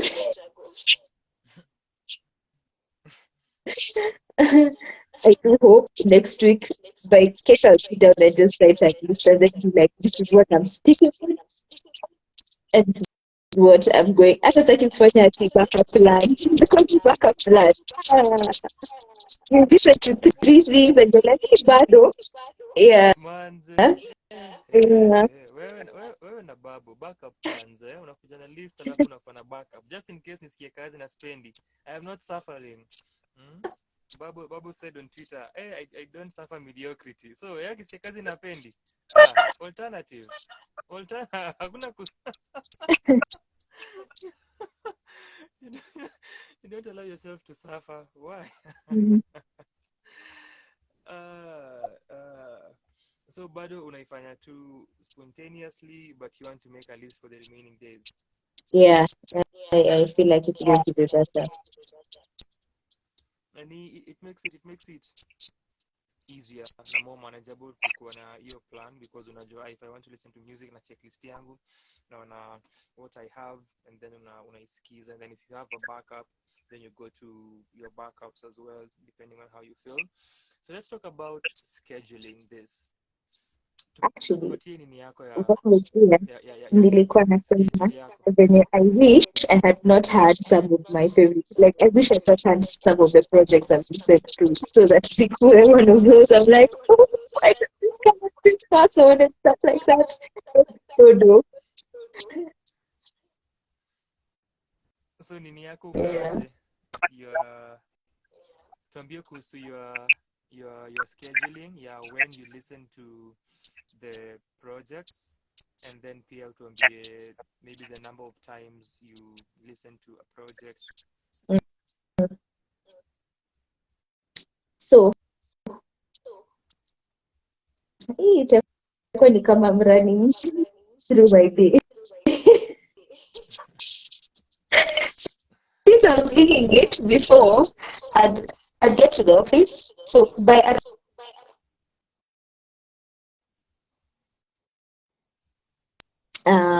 so yeah, I'd go through, okay, so who haven't I listened to and I'm curious to listen to, and so I'd go through that list, or probably some online, or go on YouTube and probably find one song, stuff like that. So during the day I'm just looking out for someone I want to listen to. And then by around 5 or 6, Nisha figured this is the person I'm going to listen to. So by the time I'm getting home, I basically either walking to work, I'm trying to figure out who or what, or so I'm shuffling through artists and stuff like that, or shuffling through music like on my Spotify, on Kenyan artists and stuff like that, to just figure out who on the first listen and stuff like that. Get and then sometimes you find someone who's really, really good, and then figure their music is only on Apple. Oh my god. Oh my god, why this? Ama unapata like unasikia the single is so good and then you're going to the channel.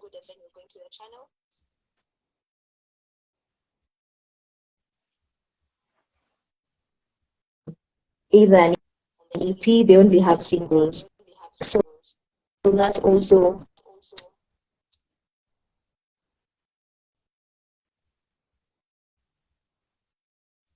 Internet ya Kakusha imeamua leo ndio ile siku. Sorry?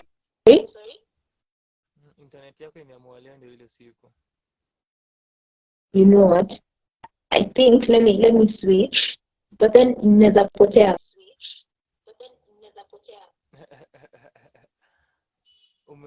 Umerudi, nimekusikia ukiongea but inabafa tena.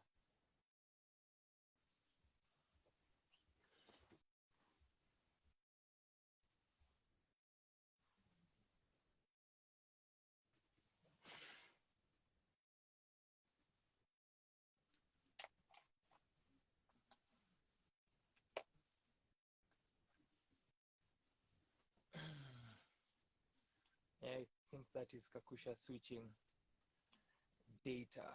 Na mtandao ni aje Lonzo? Karibu sana. Tunazungumza na dada yetu Kakusha kuhusu the music writer exercise na experience yake vile imekuwa, tukimput on the spot kuhusu listening kuhusu her reviews, how safe they are, and when akiongelea themes tunajua what it means, kuhusu pia umuhimu wa context kwa kazi za wasanii and humanization of music and these stories za artists. That is something I would love for us to talk about and cover with the rest. Na au kwanza najua huwa hawajali kuhusu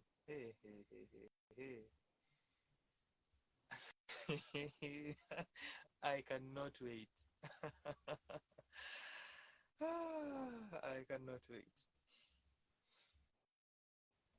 Tumekuwa na watu wengi wamecome through. Before Lonzo kulikuwa na Robbie, kulikuwa na Antonio, Livo, kulikuwa na Don't Touch My Potatoes, Lynn, Niaje, it's been a while tangu nikucheki, kulikuwa na Tina 304, kulikuwa na Chiruto 77, Kakusha amerudi, Shukran to Faith Karu, Marie, Bundi, Daniski, Madaniskai. You're back. Hopefully. I feel like my Wi-Fi switches. So ulikuwa unasema unapata msanii either kazi yake iko Apple ama wako na singles peke yake, hakuna project?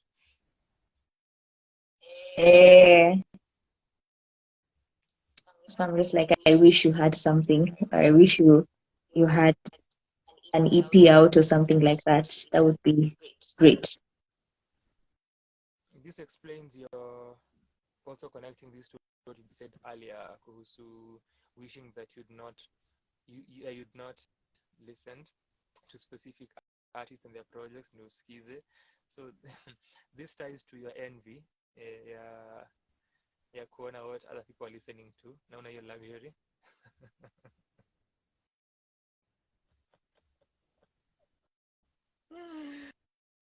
Kufa na Kenyan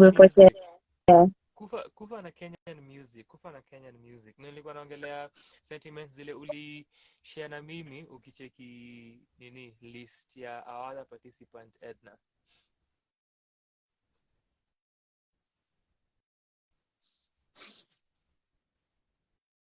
Unanipata?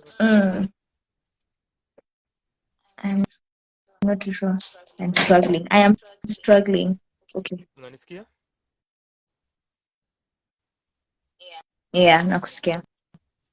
Nilikuwa nasema whether hii statement yako na hii story umeshare ya wewe kusafa na kutopata music ina explain your envy ukiona list ya mtu ka Edna pale mtandaoni au other participant.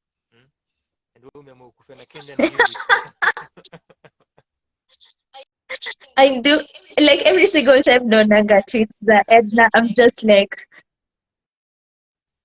so lucky.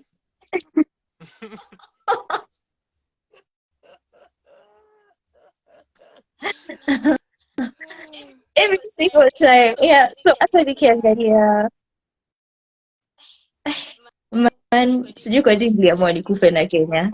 But yeah, it's okay. Yeah. I'm not saying Kenya is bad. Yeah, plus I also do not want to undo the work that Sanaa has done. Clearly, Bishop a warning.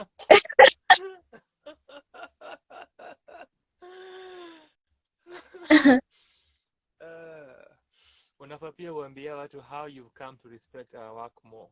Let the people know now that you respect our work more. Hapana. No. That is for another day. Tukishafika day 28. I feel like over to you, sir. Well, once umemaliza unasema yo back to you. And likely unafanyanga. We are not doing this. No, but I think really, when you're doing the playlist and stuff like this, you're actually picking your best, which is so nice. It's so nice because you're like, oh, I like this song, and I'm gonna put you on it. And this artist, and if you like them, because then I might not like this artist, but I liked this one song, and then there's someone else who's going to listen to that one song and then go listen to that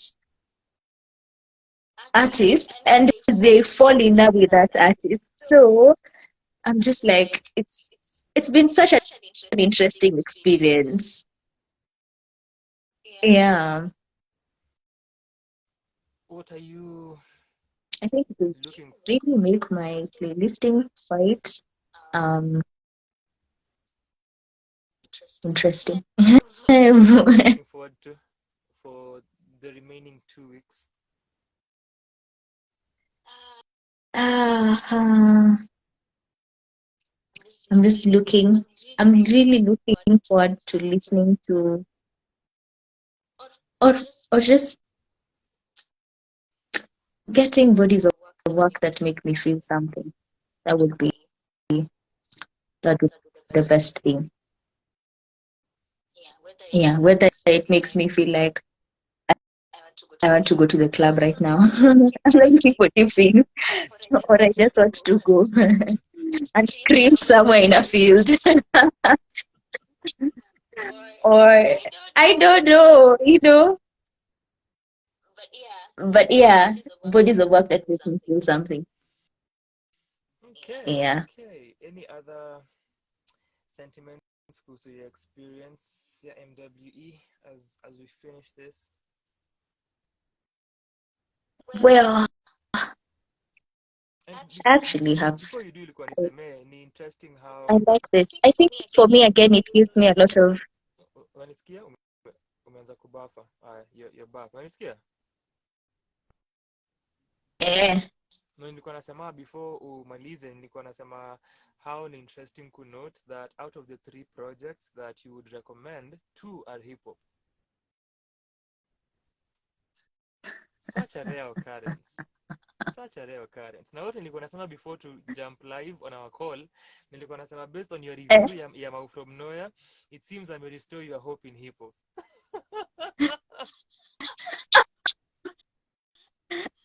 in them. Usieke, it's not the family, it's not the umbrella, it's the Ulikuwa na conclude. I'm saying also inanipea a lot of just the work it takes to create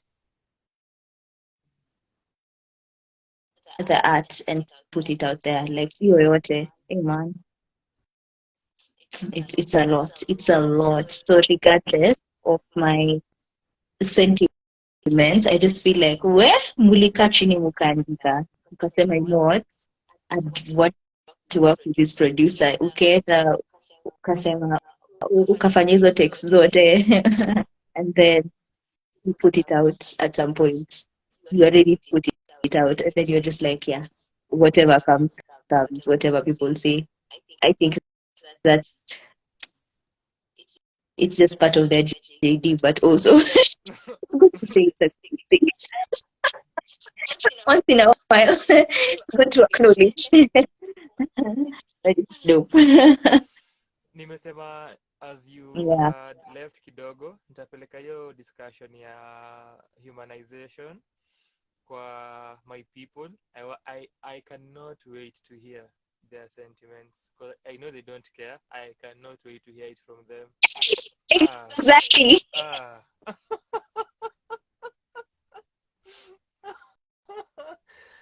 I am waiting. Na shukran sana to Kakusha who ametujoin for today. Watu wakupate wapi na playlist zako ama kupatie kazi za tech and the like, or if they want to partner with you kwa history ya kupatia wasanii insurance and this story, wakupate wapi? I have nimekwambia niko na a different stance at this point. For me, what I've always advocated for and stuff like that inakwanga exclusivity as a way to sustainability. Just exploring that in specific aspects and stuff like that. But just do what the but is. You continue to say about this, but I'm telling you people to humanize artists. um, yeah, to create pieces of work and kuziweka nje, not even necessarily hata kuziweka nje, but to be able to get an emotion and put it and to process it and write it in a way that is relatable. I think that's quite dope. So hiyo space yenye artists wana occupy is very interesting for me. So, and I just hope they humanize themselves more and tell their stories more and stuff like that. I would like to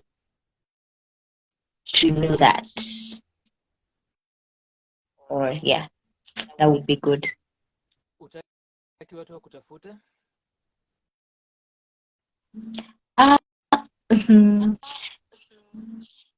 Playlist, Keep It Kenyan 365. Uko peke yake, nitafute kwingine.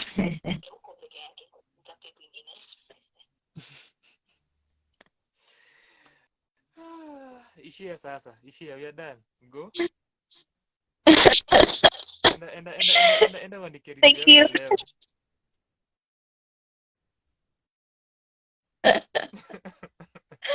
Thank you for having me.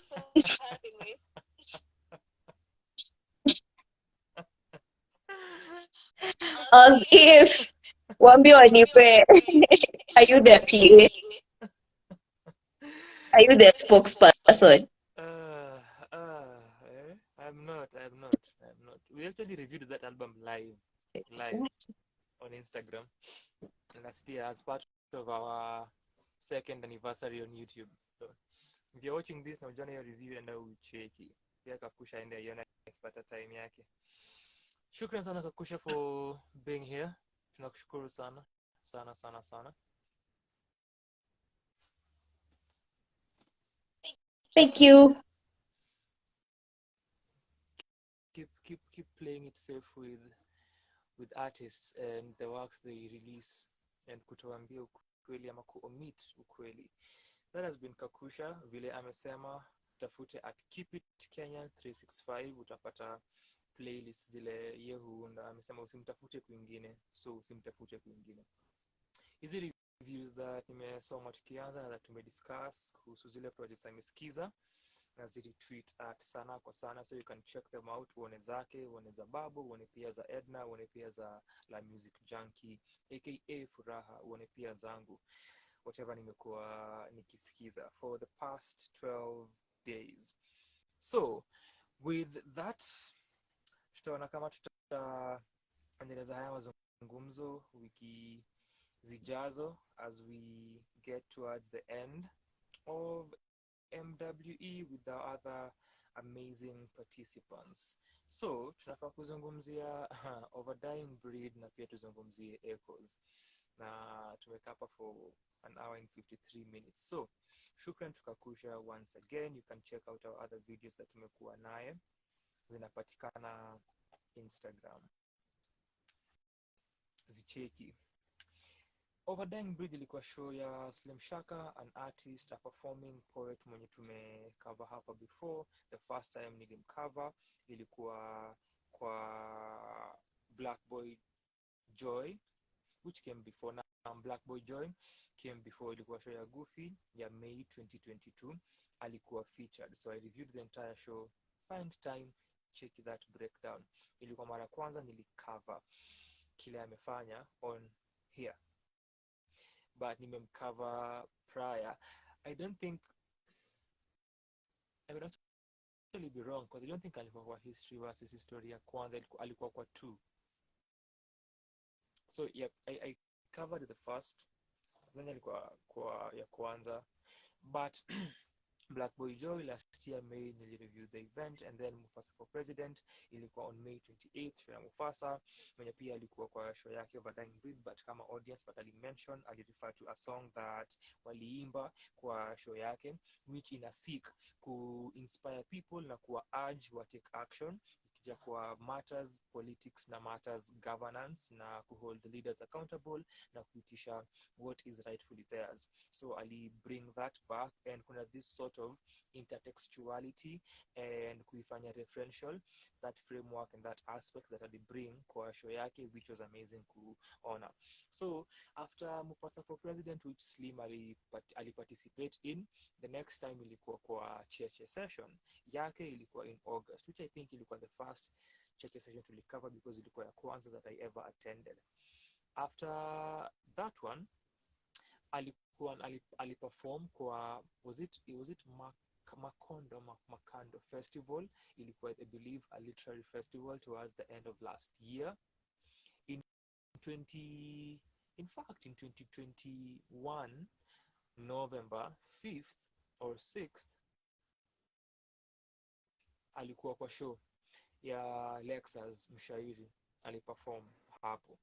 Then now tukuja kwa 2022, Black Boy Joy, Mufasa for President, then Cheche session, then your festival, then here we were, mwaka ndio umeanza. Jana aliperform at Goethe-Institut na ilikuwa what we can say ni his first performance show ile ameorganize from scratch, ile ameconceptualize na akaperform where ni show yake ile ameput out. So for the literary festival alikuwa na perform, alikuwa featured. For Cheche session, that is the closest ile amecome to having kile alifanya kwa debut yake at Goethe-Institut jana. So for Cheche, hiyo pia inakuanga idea ya kufeature an act mwenye ana come up na set.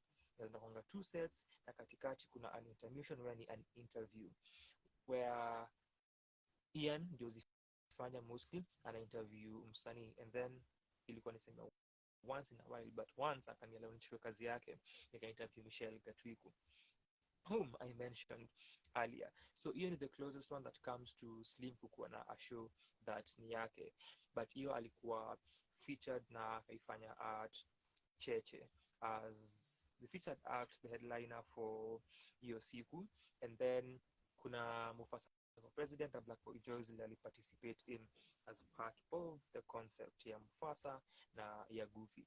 So hii whereby hii ni kama hiyo show ya Goofy, Black Boy Joy, hii ni kama hiyo show ya Mufasa for President, where you look for a venue, book a venue, get an entire team, conceptualize a show and work on this lengthy performance and lengthy concept that is tied kuanzia mwanzo hadi mwisho.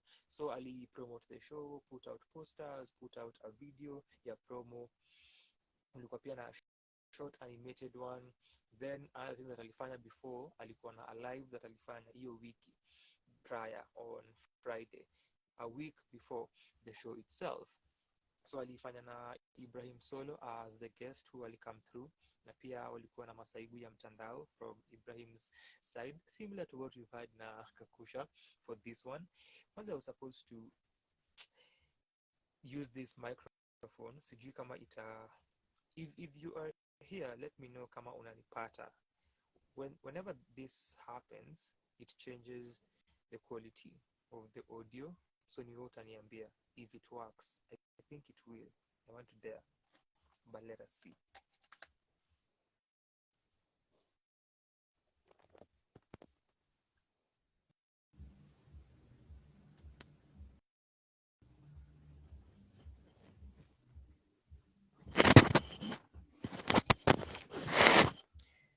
So I hope unanipata dhahiri shahiri. Niambie kama the audio iko sawa now that nimetumia a microphone. Let me know. If not, nitoe. Usiponiambia tutafanya tu hivi kio horrible. So unaweza nipatia a go ahead. Niko na Kakusha hapa na Sheri. Is the audio okay?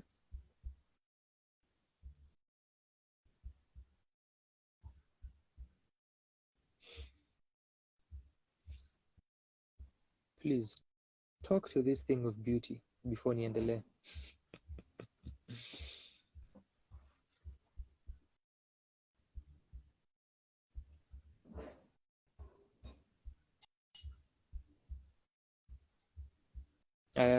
Sheri says much better. So I think imekuwa clearer. obviously, kwa sababu ni microphone natumia.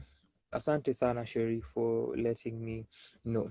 So this is the debut show where unatafuta venue. It's actually more audible.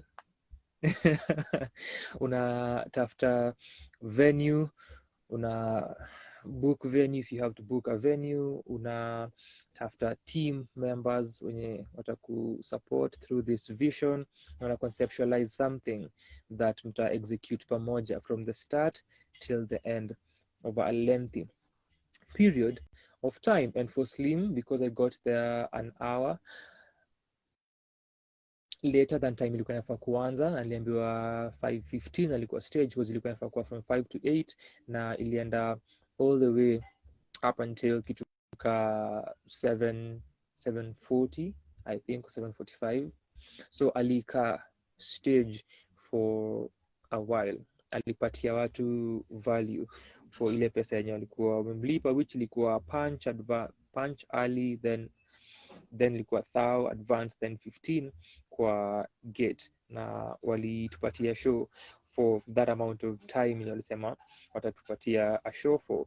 So na pia kulikuwa na an open mic that ali perform kwa Nairobi Gallery after Cheche. Sijui kama ili happen, but kulikuwa na an open mic that was there as well, and alikuwa a part of.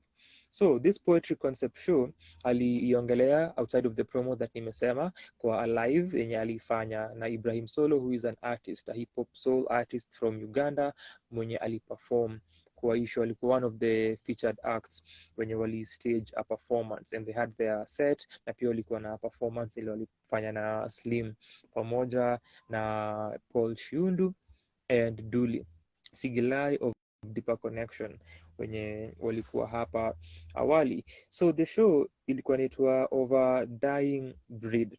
So apart from the promo videos that nime mention, kwa the live alipeana a sort of synopsis ya kile show itakuwa about, and the focus ile anatake going into this poetry concept, something that Slim amefanya since what I would call renaissance yake, hii moment ya rebirth, akiget back into performing. Alikuwa amedisappear kidogo na finding himself as vile amerudi na kutupatia another version of who Slim is.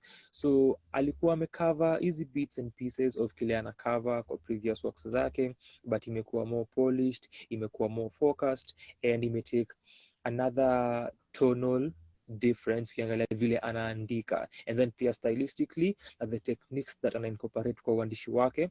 Kumekuwa na so much growth in who ame become ukicompare na the Slim that nilikuwa naona on stage in 2016 2017. So after this moment ya kubreak and being David Poli and being Slim Shaka, you can see that transition kwa kazi yake pia. So hizi historical concerns zile huwa na cover Simba na kwanza amefanya, but kuna an in-depth layer ile ameongeza, and kuna so much gravity to what anafanya and in the way that anaifanya thematically as well as stylistically, and the devices zile anatumia and the methods that ana incorporate katika uandishi wake.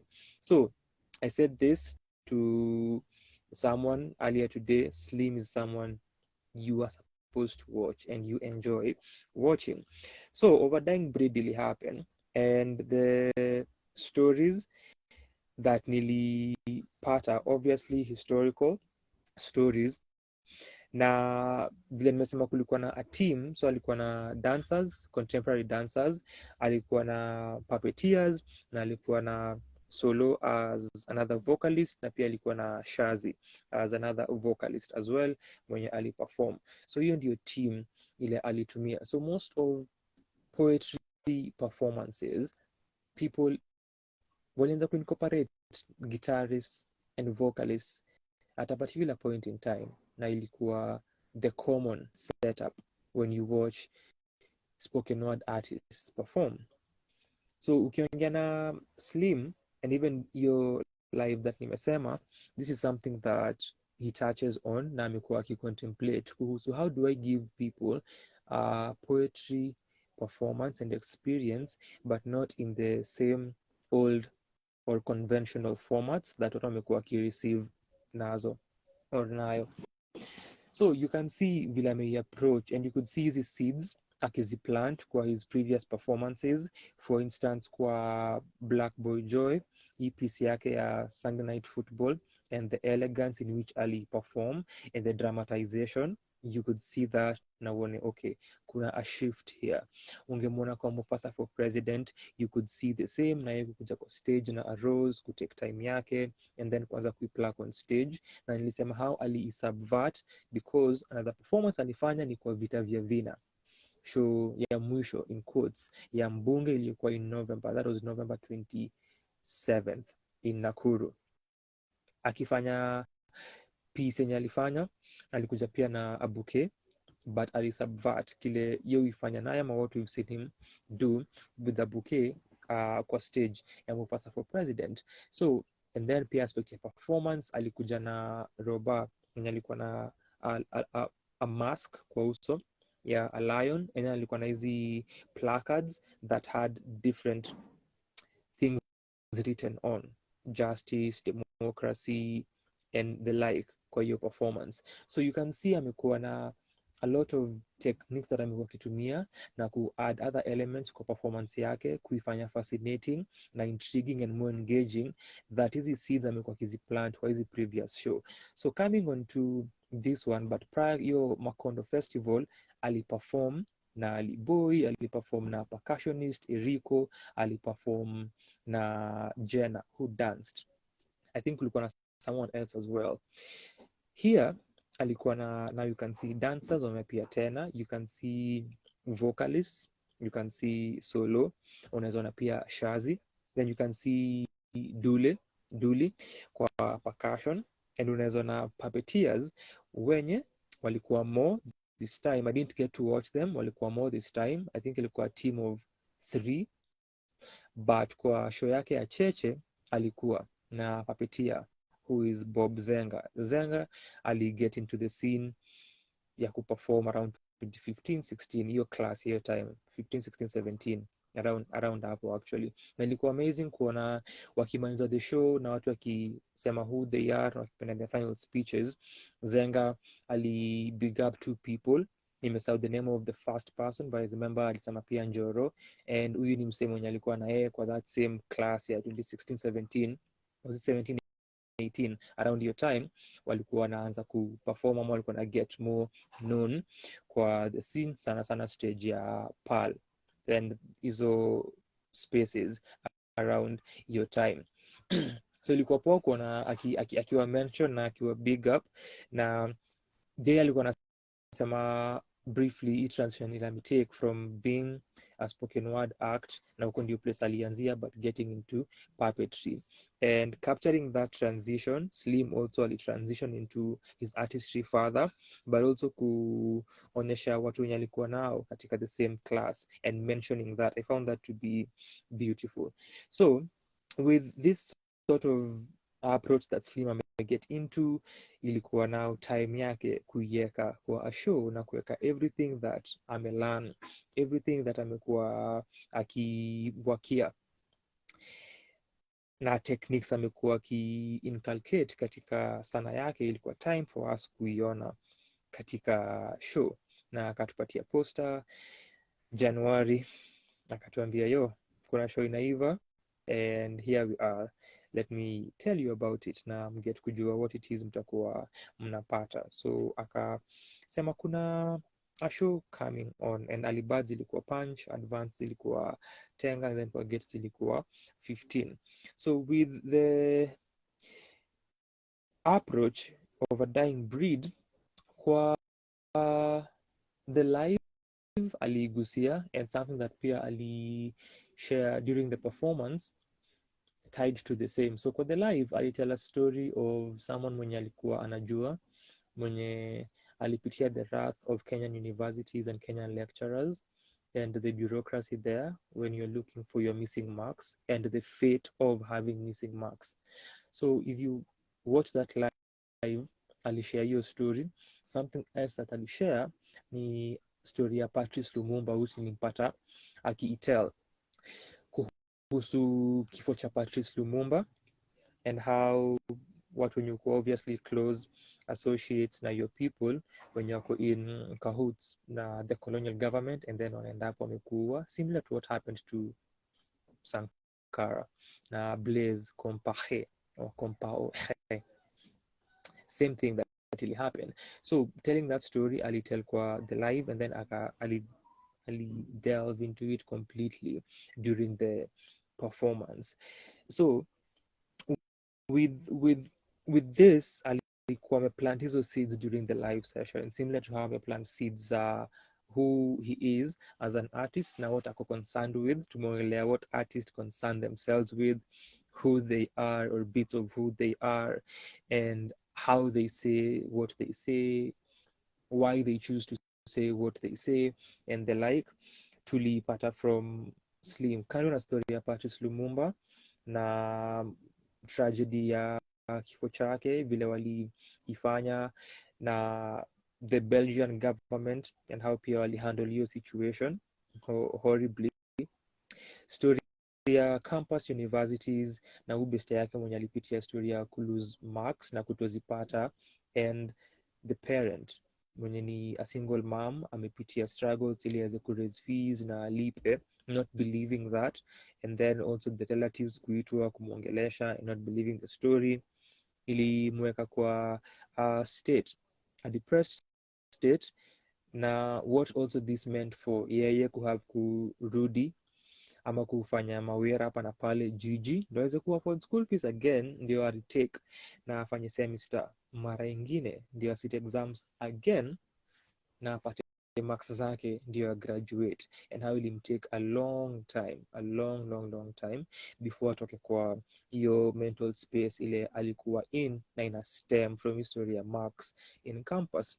So ni story that alishare and akaitel pia on stage akiperform, na pia alitumia clips that aliplay kwa a screen kwa stage on the right side, our right stage left. Aliplay clips za two students who shared their story ya similar situation. The last one ilikuwa na tinge of humor. So with Overdying Breed, history here being focus ya Slim, na unaweza iona kwa easy pieces zile amekuwa akiperform. Kwa show ya Lexus ilikuwa Who Wrote This Sad Poem, one of his most poignant pieces, very profound. Then kwa Black Boy Joy, hiyo ya Sunday Night Football, more humorous piece, fun but iko na aspects huko za sarcasm mle ndani na kumake light of certain situations. Then when kwa Mufasa for President,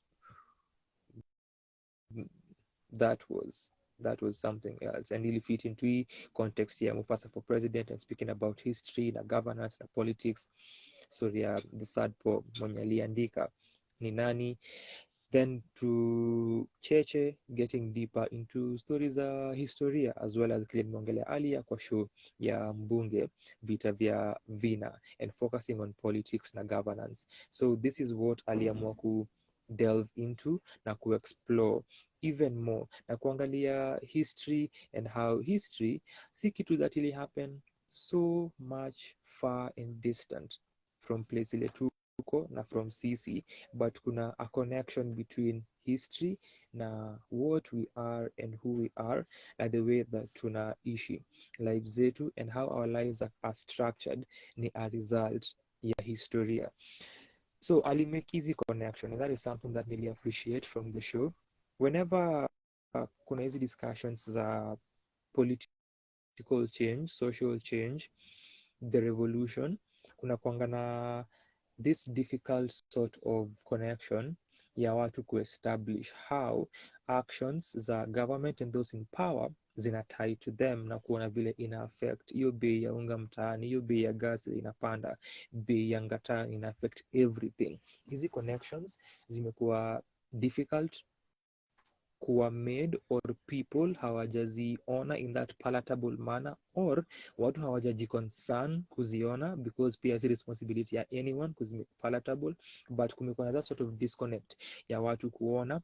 Also una take into consideration tactics za governments which they have perfected since the beginning of time, kuwa able kucontrol watu na kuwafinyilia, kuwadhulumisha completely to your point. Hata if you want to fight, unaweza recognize kuna challenges that tunapitia, but we've taken away so much from you that huwezi revolt na huwezi pigana na sisi. This goes back to how we started our discussion na Kakusha, tukiongelea 4,000 weeks if you're getting to 80, tukiongelea how we spend our time kufanya wera, kujaribu kutafuta an income, kujaribu kuget ahead, kujaribu kutafuta living, and how hizi ni baadhi ya vitu that are created and sustained by governments and political practices and governance habits that keep us in these same situations, and they take away from us. So when it comes to hizi conversations za kubadilisha vitu, naweza iona but niko na familia, naweza icheki but niko na mjunior anahitaji school fees, anafaa kwenda chuo, nafaa ku take care of my parents back at home, na take care of my siblings, na take care of whoever. Kuna so much that hauwezi therefore sema let me participate and see the possibilities of this. And the family unit is a capitalistic unit because it got tied to production and labor. So stop having families so that you can fight the revolution, participate in the revolution and fight for the revolution. You're welcome. So Slim intend na alikuwa na hili lengo la kuonesha hizi connections za historia na hata story ya Patrice Lumumba. Unaweza fikiria why Patrice, you see what it's done to Congo and you see hii relationship kati ya colonizers and colonies zile walikonka, how they treat leaders, how they treat these countries, and these countries being battlefields for them while hao wako sawa kule wako nyumbani. So hizi conversations still to date zinaendelea, and hizi relations zile wali establish during colonialism and hizi miaka nyingi za historia bado zina happen. I was to ask Sheria alikuwa wapi, I'm experiencing FOMO just listening to you break it down. Maybe I'm just here massaging ego ya Slim Shaka because I am smart and intellectual. Maybe none of this is what I'll intend kufanya. Maybe I want any of this kwa plan yake. But because I am an amazing and honest critic, contrary to Kakusha here, I am making it seem as if it was a beautiful thing, maybe. So, nilifika, as I said, an hour later, na nika get into the venue, na Slim alikuwa anafanya hiyo piece ya Congo na Patrice Lumumba, and how they, annihilated his physical form, kukabaki na jino lake, and they brought that back. A similar story to Kimathi's story. Governments do this. They've perfected the art. Kakusha nasema LMAO, I am getting strays.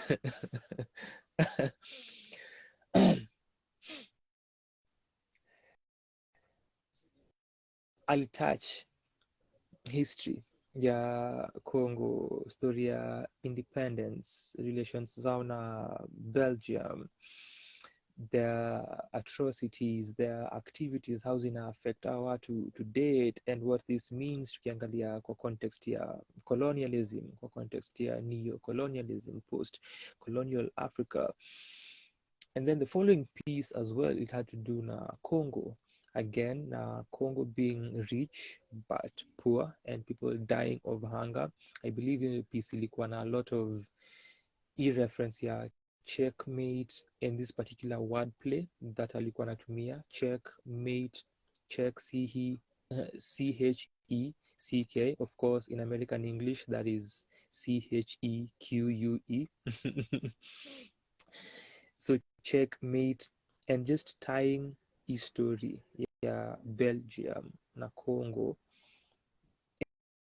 And Slim huandikanga hivyo, where kuna particular phrases that utasikia kwa pieces zake that will stay ringing kwa mind yako long after the performance, and he says it and then anaongeza more layers to it that even make it more fascinating than it already is, and it keeps you engaged. Unasikia kile anasema and how anatie hizi various aspects with those moments, and a lot of writing that is very deliberate and very meticulously done and completely intricate. So all of this combined kutupatia stories from history and also stories from different historical time points, but tying them to the current reality, because Congo ni one of those countries that zimekuwa bedeviled na a lot of affliction from back then, and kuna other countries za Africa and pia other countries all over the world that have had the same as a result, kama ni colonialism, as a result ya slavery, as a result ya hizi Westphalian treaties, and people sitting somewhere and deciding how water divide na kuconquer, techniques that governments still use to date. They've perfected the art form. So these are ideologies and frameworks and methods that governments in power have used, kama ni imperialism. They've done this and they keep doing this and they'll still do it. That Slim alikuwa anatie kwa pieces zake. So ya pili that nilipata ya Congo, and I think after that now kulikuwa na performance from Ibrahim. Alikuwa na a set that ili entail 4 pieces. Kwanza aliperform solo, ya pili waliperform na Slim, alikuwa na guitar yake. So seeing him fuse that, because sijamwatch live but nimemjua through works zake na Fikra Free Think anakuanga part of his sessions from time to time, and Fikra pia amework na Slim before. I think ilikuwa I think that was the first time Slim alikuwa ana rebrand na kuanza kujita Slim Shaka. Hiyo time alikuwa na work na Fikra Free Thinker. So performance ya Ibrahim solo, the second one aliperform wote pamoja, so yeye kuona akiperform na guitar, singing, rapping and hip hop performances. I talked about this last week, zinakuanga shitty most of the time, hazikuangi properly done.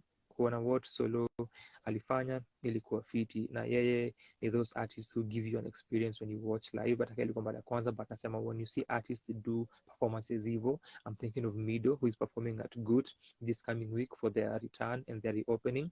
Ni wasanii who make performances za hip hop interesting, but ni few of them who do so. Nafsi Huru is another one, Jemedari ni mwingine.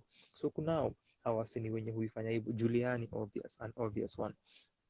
The second one perform pamoja, so kulikuwa na Paul Shiundu on keys kwa our far left, stage right, then solo next to him, then Duli alikuwa hapo. So for the second piece, Slim alikuja katikati ya Duli na Ibrahim for a piece called Drought. Yo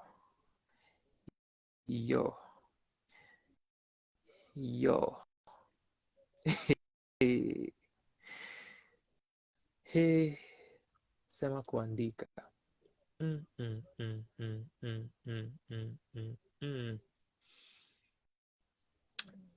That man wrote that, and I shared a snippet of Drought for my stories. Wow.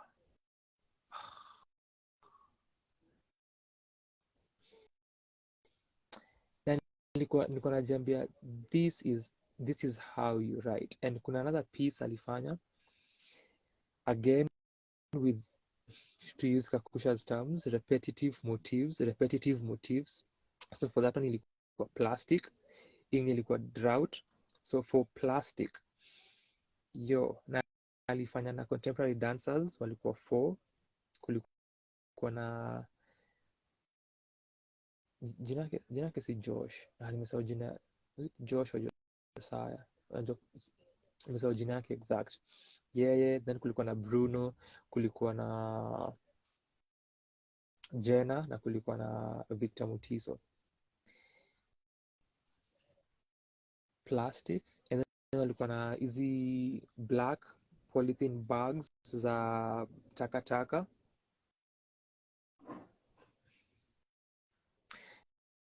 That piece ilikuwa sheria anasema wadgazim, Kakusha laughs na anasema kuandika.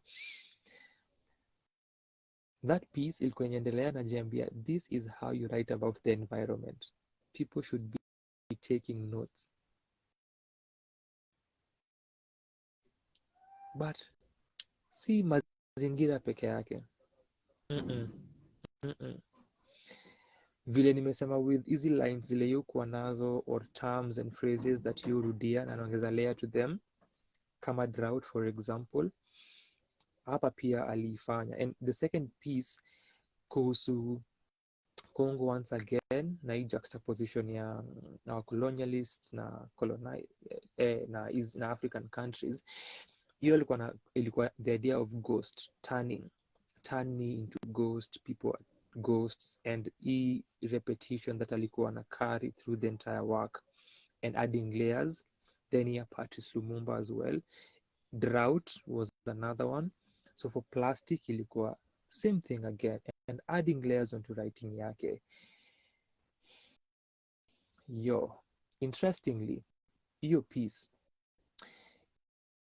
and how ilikuwa ina meld with the dance performance, kwa a particular point ili touch on what we keep discussing here, kuhusu how we spend our time na how tunawakia on getting an income and earning, ndio tujisustain and to sustain whoever we are also sustaining and ourselves, and kujaribu kutafuta food, kujaribu kutafuta do, kuweka a roof over our heads, kulipa rent, kulipa school fees, kulipa nini.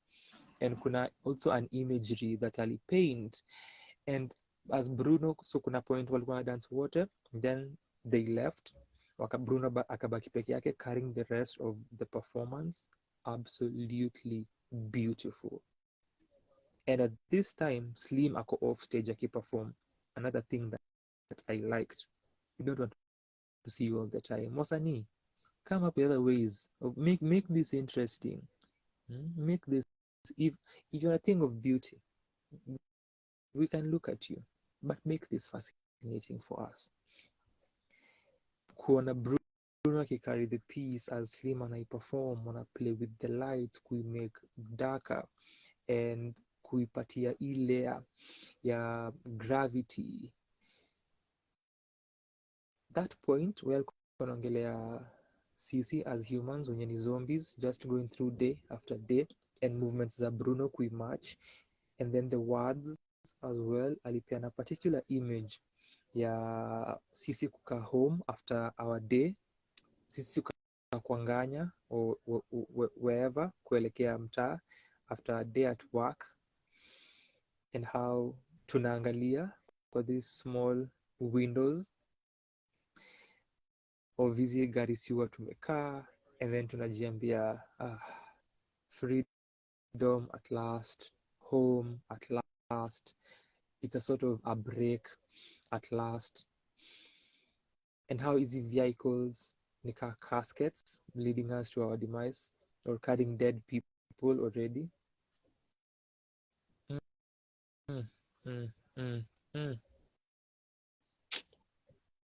Kazi ilifanywa, basically kazi ilifanywa.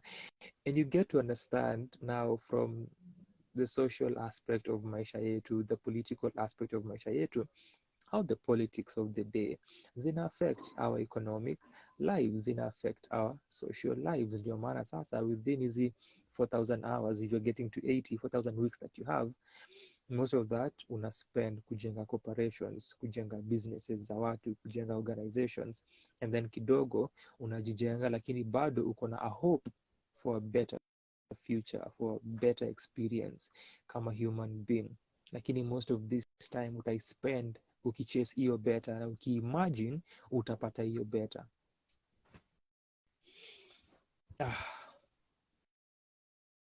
Hiyo pia iko tied to drought. Still talking about poverty, because poverty is manufactured by political systems, and economic systems stem from political systems, and iko tied together, then they end up affecting the social system, and iko tied also to cultural spheres za maisha zetu. Kwa drought ilikuwa pia another moment ya tapping into history but connecting it to our current situation brilliantly, kwa sababu hizi connections huwa hatuzioni ama huwa tunaziona tumezilenga, but mostly kuna pia view ya how desensitized we are to plight zetu na za wengine. Mostly pia kuna hii veil that tuko nayo that also disconnects us from other people's suffering, because sisi imetu affect, hainihusu, hainidhuru. Something also that Timo speaks about, Timo GK, who is another performance act na akona show next week at KNT, and alikuwa kwa hii show as well na aliongea at some point, but ilikuwa kwa a discussion moment. Timo yuko na hii piece that iko borrowed from a piece of writing, nimesahau who by, but inakuangaza when they came for, nikasema when they came for the women, I did not speak because I am not a woman, kitu kama when they came for, I hope una get kinasema, when they came for the street kids, I didn't speak because I'm not one. When they came for the hawkers, I didn't speak because I'm not one. When they came for the nurses, something along those lines. So Timo ukuwa ameinterpret na naika kwa context yake na naiperformingi. Time walikujia so and so, sikuongea. Time walikujia so and so. So that piece leads up to the last line where ni sasa the person who is speaking amekujiwa na hakuna mtu waku mzungumzia. That is the same thing. So with drought, which also Slim hapo ali elevate performance yake, ali engage the crowd, alikuwa this refrain hiyo ya drought, the drought rose, and kuonesha how ravaging it is and ravaging the issues that ana discuss are. Alifika hiyo point where by the audience ilikuwa nayo na isema na yeye, and alikuwa na get animated on stage, very spirited about it. Pia the body movements and expressions kwa uso ziko zinaifanya ikae humorous kidogo. So ni this moment pia ya a sort of relief whenever you're doing this sort of pieces. It's a technique, but at the same time you're getting to think about the absurdity of it all and these absurd experiences that people are going through, nani atrocities, human atrocities, because kuna a disregard ya human life na human dignity. So that was drought that aliperform pamoja na Ibrahim, pamoja na Paul Shiundu, who was on keys na pia sound design. I forgot to mention that as part of creative approach ya Slim, kukuwa na sound designing kwa stage na kwa performance yake, something that is also different na ameset precedents in that manner na amefanya something different from what other people have done. And drought, apart from me feel about plastic, that this is how people should write about the environment, obviously kuna other many layers to it. Pia kuna Alain alikuwa anasema alipitia a couple who had a plastic relationship and kuongelea idea ya pretense, and after aiseme alikuwa anasema death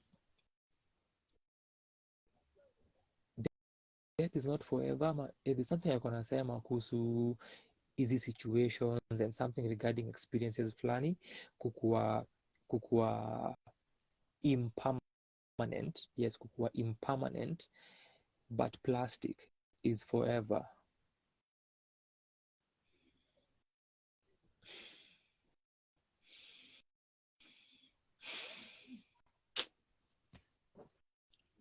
Watu waandiki huko nje.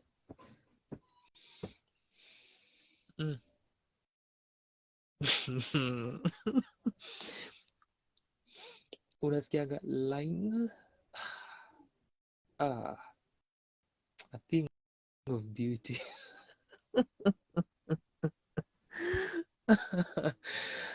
A thing of beauty. So hiyo drought kwanza ilifeel kama nilikuwa najiambia this is very too early for birds, and listening to even for the show nikifikiria leo nilikuwa najiambia hii inatap kwa realm ya too early for birds, ni historical but very detailed, and something that we've discussed here before.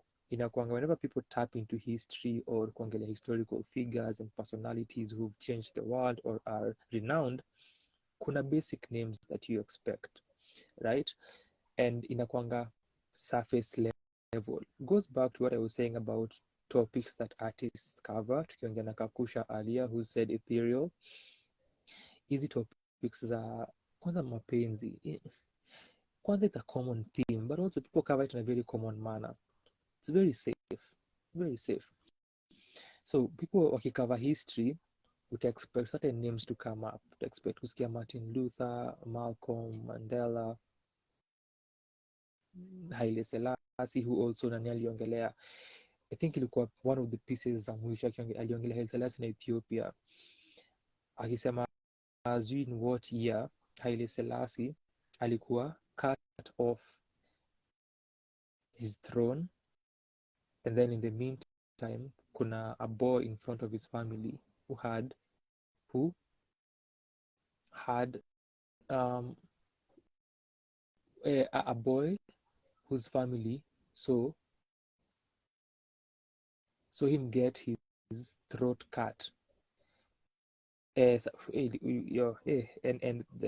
the contrast and his timing. If there's one thing Sting is also good at, not one on top of hizi vitu zingine, timing yake uko impeccable, and he takes that advantage na anaitie to his writing so that you hear the punchline and see typical punchline ya kutumia wordplay, but the punchline of what anasema, and kama ni an image or a metaphor or a thought or an idea, he focuses sana into this, he uses that to his advantage. Nako very premised on ideas and life philosophy. Kuna a lot of talk about the concept of death and what it means. So kuna wars in Congo, kuna war ya Lumumba, kuna ye kutaka kutana into a ghost, and kuongelea idea ya life na death na bloodshed. Kwa drought, which nilikuwa na touch on, kuna hii idea ya manufactured poverty but from Angolia street children, and this relationship kati yao na sisi, and dissecting that. Alifanya kazi before to get into plastic, before to get into EP sphere ya education na before to get into education na campuses and colleges and grades and missing marks and the education system.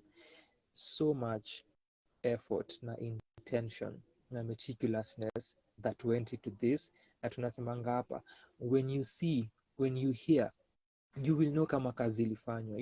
You don't need anyone to tell you that an artist put in the work. You do not need anyone to tell you. You hear it for yourself. So the 24 Birds realm that nilikuwa na feel need this amount of in-depth research, kwa sababu we're not just mentioning people. Unatuambia Patrice Lumumba, but you get into the story, you give us years, references, you take us through and build an entire moment.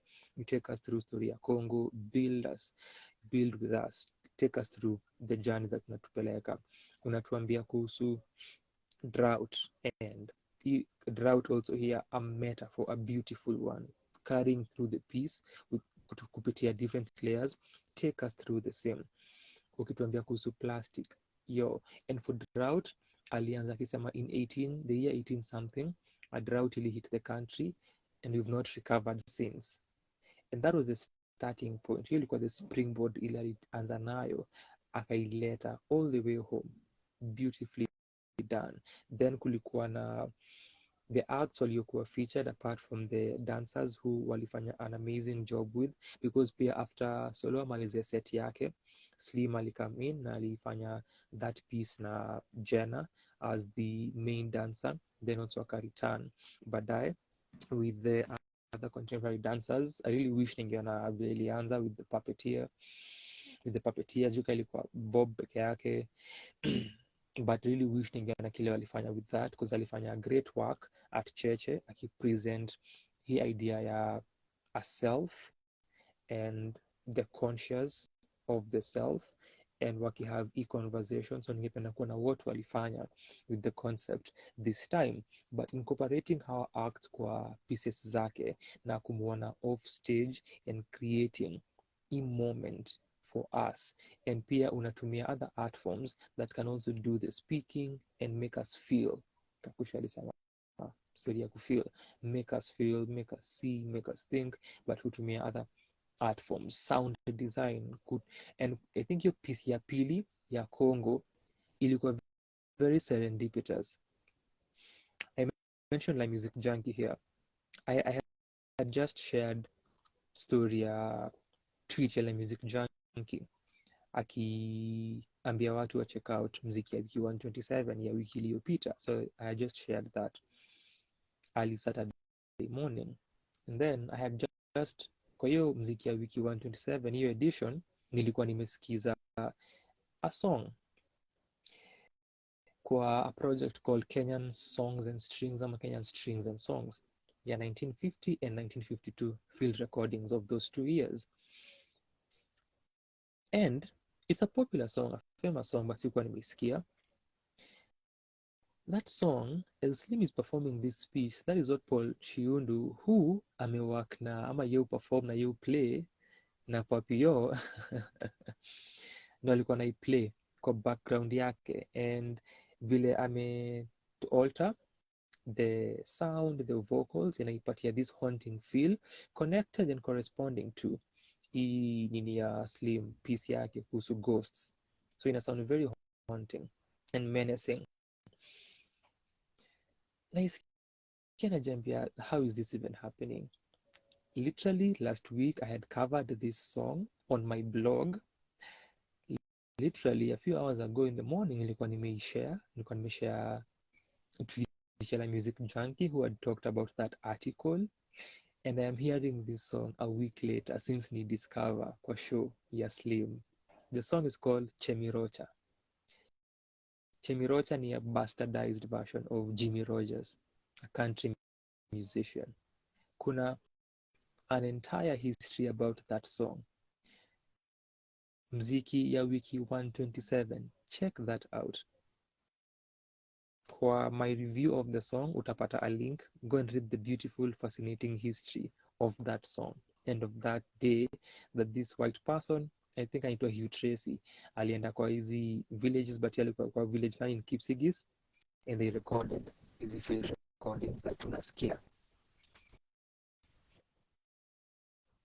So, as you can see, I'm a human being of a particular metal when it comes to speaking and breaking down things and talking about historical perspectives and sharing stuff on music. Trust my opinion whenever you see it somewhere. Trust it. So the incorporation in puppeteering siku experience, but kuona sound design ana set precedence, ana set a new sort of standard na template. Kutumia dancers, that's another thing, and the way that walifanya. Kutumia the other acts as well and how I fit into the piece ilikuwa another aspect. Also kuna the visual aspect, kuna screen on our right side, and playing easy clips, it taps into different points of our emotions and our minds and what we are experiencing in our senses. So hiyo pia ilikuwa something else that unaona, and I was thinking, have other people done this? Yes, they have, but naonika inakuwa prominent ikuja kwa performances. So Goofy alifanya in 2019 kwa Going Goofy, aliplay an animated video for the first piece alifanya. Video ilikuwa done by Chansimire, ndio iliplay. It's called of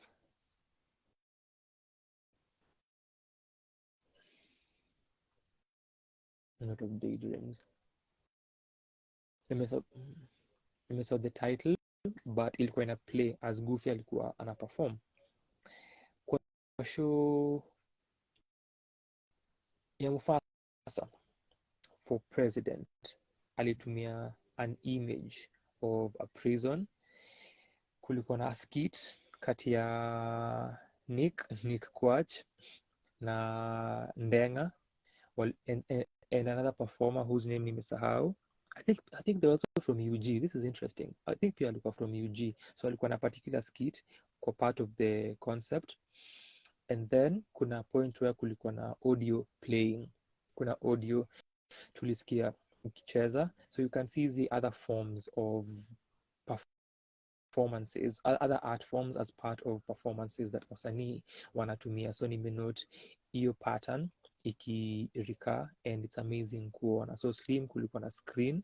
Apart from hizi videos nimesema za university students wakiongelea their missing marks, that screen, as I entered into the venue, ilikuwa na quotations that you were seeing. And after the show niliona someone alishare a clip. Hii kwa part of the show ikianza that nilihata, kulikuwa na a sarcastic display kwa the screen ya ilikuwa how to make, sikuona what the nini was, that part was blanked, but kulikuwa na 2 tablespoon of this milligrams of this, and ina make a sarcastic comment and inakupatia sarcastic recipe. I think ni ya kuunda bad leaders or bad governance ama something along those lines. So hiyo ilikuwa early in the show na Slim alikuwa amesimama downstage. So what I watched kwa his performances, alikuwa on stage up until akaribia kumaliza, akiintroduce history ya his campus friend mwenye alipitia story ya missing marks. Alikuwa chini ya stage then akapanda juu akimaliza, na vile alifanya pia alifanya na very smooth way cause alianza tu kuongea, akamake jokes, akamake speeches, tukawatch, and then after hizi comments alikuwa na make funny, they were still funny and very cutting statements that alisema, but alikuwa naifanya nikaa anaongea na sisi and less of performing. So again pia technique ya kudeliver is something else that alikuwa ameshughulikia kwa hii performance. One of my concerns ikija kwa his performances inakuanga pacing, where you get to alter pace that you're using and unafanya the stream of thoughts inafuatana with lesser and fewer pauses.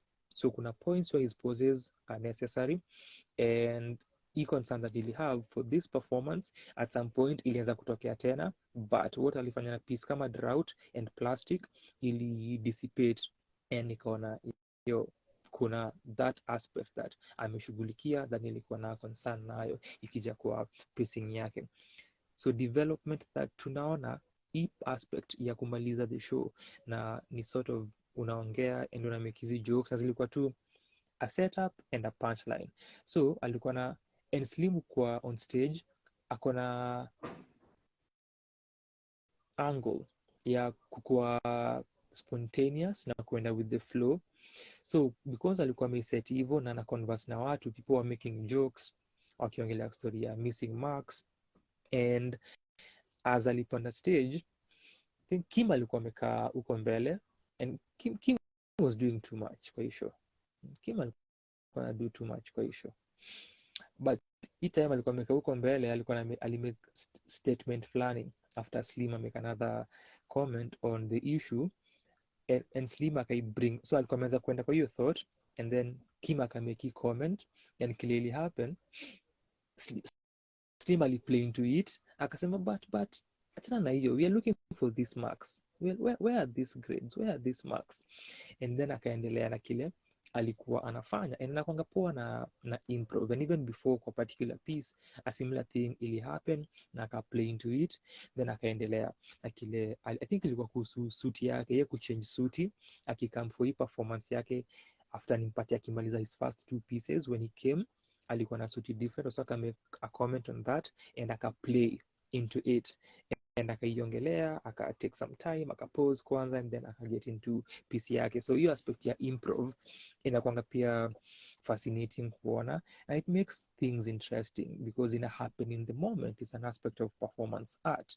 Anything can happen at any time, and if you're also playing into it and allowing it to be, ina make the performance engaging. So that happened, and hii performance yenye namaliza nayo alikuwa na set up online, anasema this marks haziwezi church because huko hakuna honest grades, something along those lines. Haiwezi kuwa alisema wapi, alisema church, alisema haiwezi kuwa in the slums because those places are degrading. Haiwezi kuwa kwa newsrooms, huko hakuna reliable grades. So ilikuwa this sort of thing alikuwa na build setup and the punchline, 2 bars 2 lines, make point yake. And what you see happening, we are talking about an education system that is flawed and irresponsible, campuses and colleges and whatever happens that is going to happen. But pia I make commentary on families and how people struggle after school fees, and then mental health na depression ya students wenye hawana marks zao. Pia akatumia views za watu wengine kwa the videos that tuliona, though kulikuwa na technical difficulties za kuziplay because of sound, but eventually ili work. And hiyo pia ilikuwa another thing, ilikuwa inaanza kutoplay, nasema yo play this thing bwana, aka make a remark out of it. At the same time, I'm bringing story ya slums and the situation ya slums ties to the drought na poverty, manufactured poverty. I may tie to the churches and the dishonesty in churches. I may tie to newsrooms and the dishonesty there.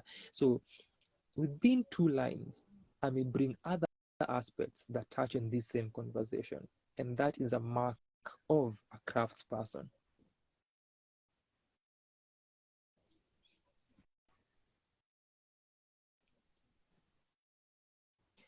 After that, alikuja na one more performance which ilikuwa brief. Ulikuwa na short moment ya yeye kutoka stage, then akarudi akamaliza hii piece ya mwisho, very short. So this one akimaliza alikuwa amechange perspective, something that pia alifanya thing for hiyo piece ya ghost. And vile anaifanyanga kiwa stage na atoki stage, either he will face back and then a turn na kuwe someone else. And pia I think kulikuwa na certain sounds that Paul Shiundu aliplay that was supposed to signify and symbolize a transition. I think that also happened. So alikuja and akaperform piece ya mwisho, amechange who the person is na the persona ni mse tofauti, na anasema how we do not participate or not agitate for particular concerns and for change as much as we would because of so and so, because of such and such. So nika ana represent this person mwenye amekuwa akiongelea, because as ana to take through these historical events or political occurrences, political situations, and how they may affect our social lives and our economics and hizi vitu zote, as anaifanya ni a point ya wewe pia kufikiria role yako in all of this na kile unadu. So eventually ni kama a sort of response from this other side. Sasa tunajua ama tumesikia lakini hatujaifanya because of this, ama it takes time for us to get there and understand kile ina happen, na tuone hizi concerns ni really affecting concerns. So ni a sort of a moment ya response from the listener, but also yeye pia ku depict the listener themselves na kupeana an alternative perspective na kusema that also whatever it is tuna experience imefanya tukue hivi. It goes back to kuangalia how the system works and how it takes away from you. So sometimes uko na avail na huwezi notice vitu zina happen. Alicapture perspective vizuri, akimaliza ilikuwa a short piece na akasema we are the other reason pia importantly because we are part of a dying breed. So the persona who was speaking, and Ali bring the concept home. Hizi ni moments that artists include in their works kupatianga watu hizi moments za enlightenment and light bulb moment, because it connects everything. That line itself ina connect kila kitu. Again, people of the craft do this. Authors do it in their books. Kuna a book I read last year inaitwa it's Sankofa. Sankofa does that. Unapatanga hiyo idea ya Sankofa ama you bring home ikienda kuisha. Bomboy, which is mbele yangu hapa, does the same, but hiyo inaifanyanga ikianza when the character anasoma letters za budake. Bomboy. Grain of Wheat ya Ngugi does that with the Bible verse ikianza. Things Fall Apart ya Chinua does the same. Movies too zinaifanyanga when a line or a phrase comes from the movie itself, the film, the series, that ties everything together. This is something that I've had an issue with when it comes to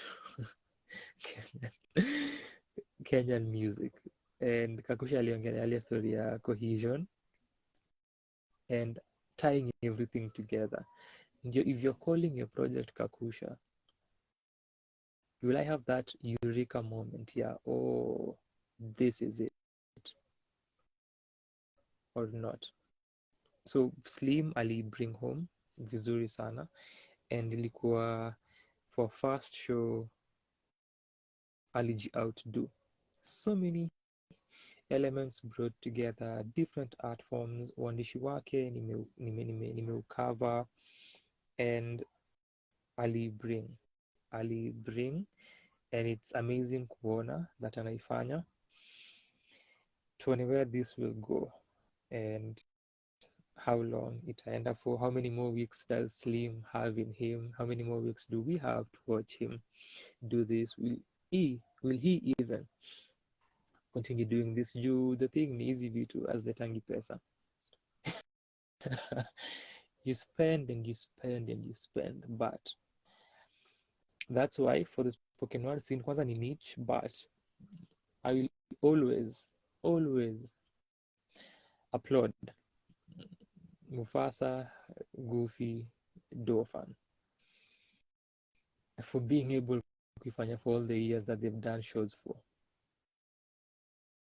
and being active.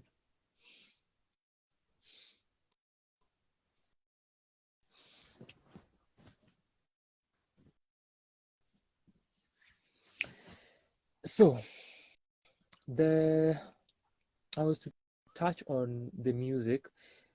So for performances that incorporate guitar, kulikuwa na shida za mitambo that ili slow down the transition from Slim to Ibrahim. That your point pia ili lose hadhira kiasi yake. At least Ibrahim alimanage to bring the audience back, na kwa the third and the last piece kulikuwa na a brilliant moment ya stage ya crowd participation and engagement that ili bring the performance to a beautiful end. Kwanza the third song ilikuwa hyped, ili get people singing, and then akasema I have one more, ili get a bit worried na apprehensive because nilikuwa na feel venye alifanya as a third performance ilikuwa good place kuimaliza.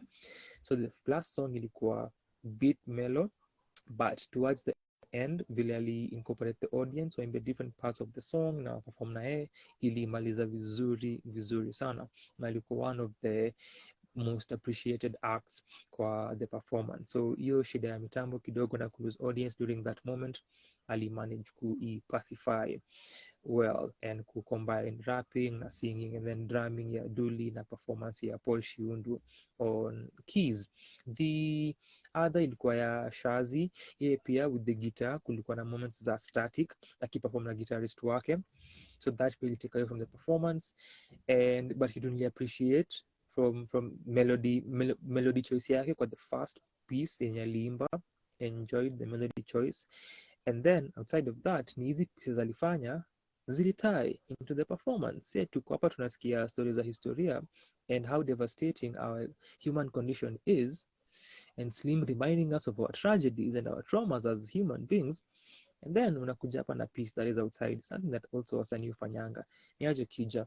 So pieces alifanya zili tie into what the show ilikuwa about, and we always, as well as pia performances za Ibrahim, apart from the first one which siku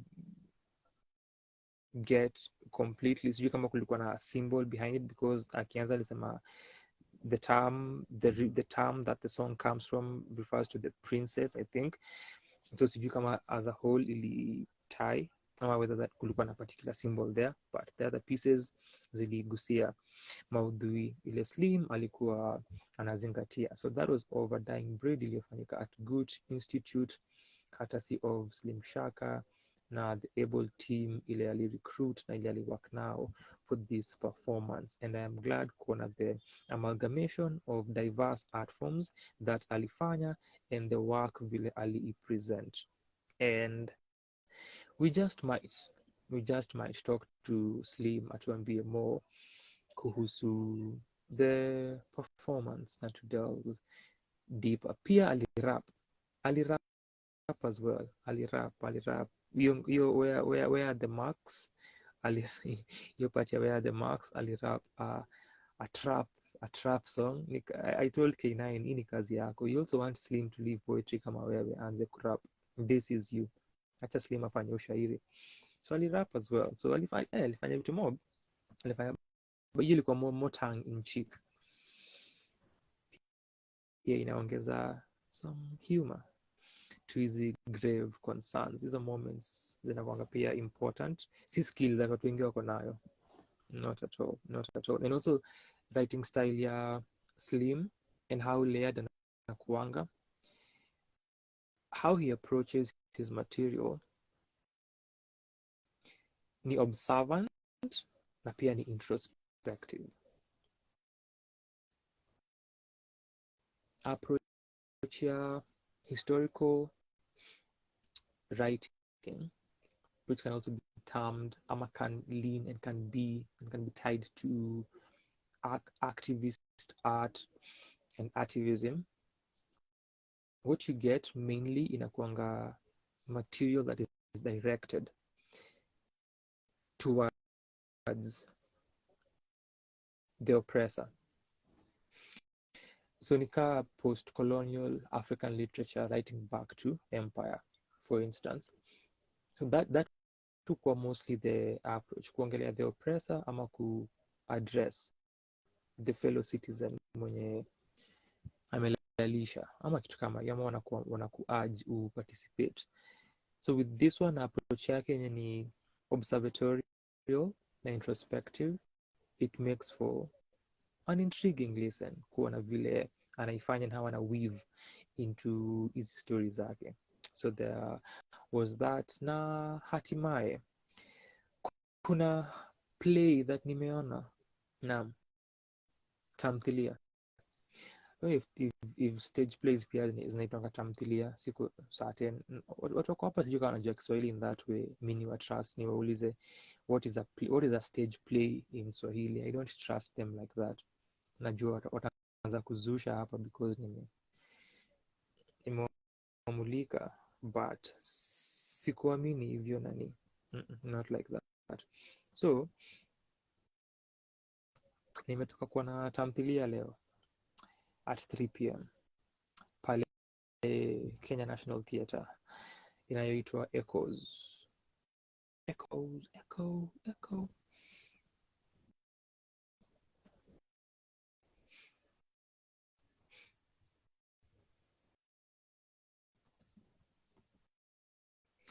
The last time nilikuwa na a play which ilikuwa KNT bado, ilikuwa last year. Kulikuwa na a play called Takataka at ukumbi mdogo. Ilikuwa hilarious. Nilikuwa mara mwisho nienda kuona play. So this one nilijua about through La Music Junkie, my person. Please kuwa part of email list ya La Music Junkie. Something beautiful, and hizi ndizo ideas tunaongeleanga that people should try out. And La Music Junkie is doing email marketing na kona an email list. Be part of that email list, itakusaidia sana. Just look for La Music Junkie, utampata.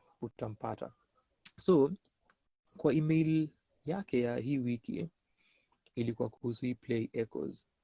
I read it, and then niko na poster, and then kulikuwa na a link to a particular website called, I think, Sanaa Records ama Sanaa Arts.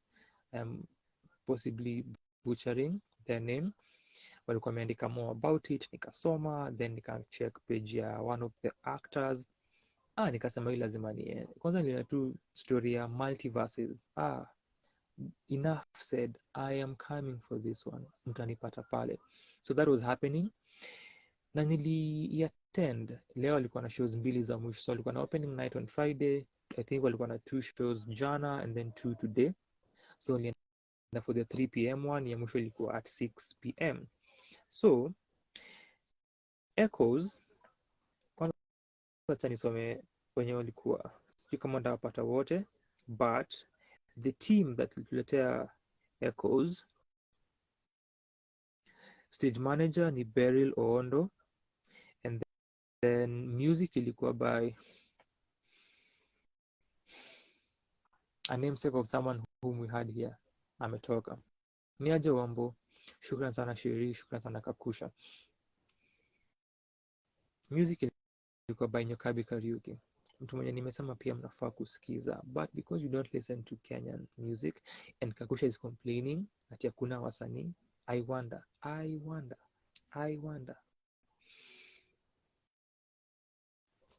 Director ni Esther Kamba, and then co-producer ni Joseph Obel.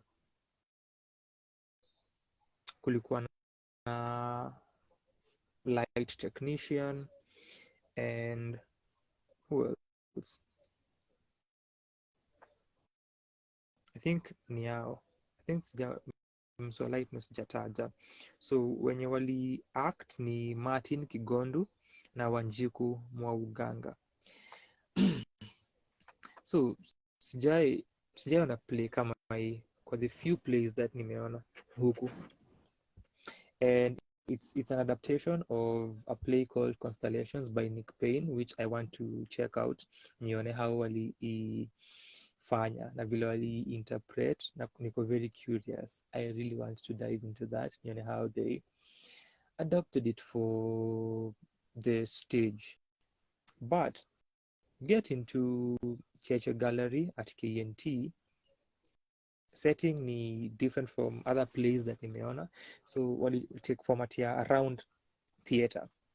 So their space iko katikati ya the room, and then surrounding it kuna pallets with cushions on top with these patterns, the blue kind of Masai shukas, and then kuna other 2 pieces of pallets, more rectangular, more what's the word for it, smaller than hizi zingine that ziko na wider base. Hizo walikuwa nazitumia for their performance. And then surrounding this circular setting that walikuwa wamepick, kuna green plastic seats all around where the audience inakaa. Then as you enter into the room, on your right, nyuma kabisa kwa one of the plastic seats kuna speaker, and then your side ingine pia on the other far end kuna another speaker huko kwenye light technician alikuwa amekaa na the director or the manager, stage manager, director na so hivyo ndivyo ilikuwa set, which ilikuwa a different design that nilikuwa naona for a play. Obviously kuna round stages, round theaters, but sijaona watu wakiitumia hapa. Kuna time I think the Elephant had performances, and I think stage ilikuwa set hivyo. Kakusha, if you ever went for any of the performances, let me know. Around 2019, I think that's how their stages ilikuwa, niliambiwa. And then stage ya Poets You Should Know iko na hiyo sort of setting, lakini bado the performer it's almost a proscenium set where mko na mwenye ana perform mbele yenyu kama hadhira, lakini the seats kuanga zimeekwa in a curve. So that was what was happening at the Kenya National Theatre. I want to read descriptions here for you. Uniambie kama ungehata show kama hii. I had an Experience of a lifetime.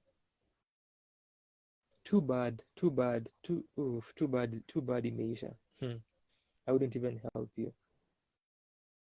And then ilikuwa return ya Wanjiku Mwauganga on stage, so alikuwa amesema ni a while tangu ako on stage, ni mara ya kwanza nimemuwatch akiperform live.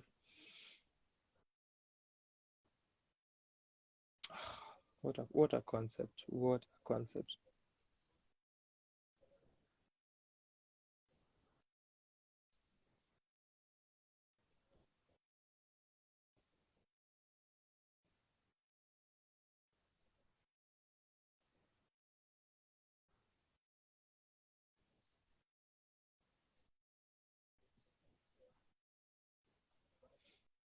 Pia ni another situation where you don't need someone to tell you that people put in the work. You experience the work na unajiambia na unaifeel mwenyewe. Naona kazi ilifanywa. Ilikuwa interesting kwa sababu after show iliisha, Obel the co-producer ali introduce the team, then akasema wamewakia hii show from December. Pia after niongea na yeye after this show nikiongea na yeye nimwambia that was surprising kwangu. It seems as if it may take longer. Na ukiangalia the concept of the show, it seems as if it's something that requires more time to execute, but since I think the second or first week of December up until sahi wamekuwa wakiwakia, and that seems like a short time to execute kile walifanya, na kuona the amount of work and also how wali act. So without the limits of time and space, how endless are the paths that love could take? Echoes on Stage is a terminal romance story that explores infinite iterations, trajectories and possibilities that the romantic relationship between Ronald and Miriam could take after a chance encounter.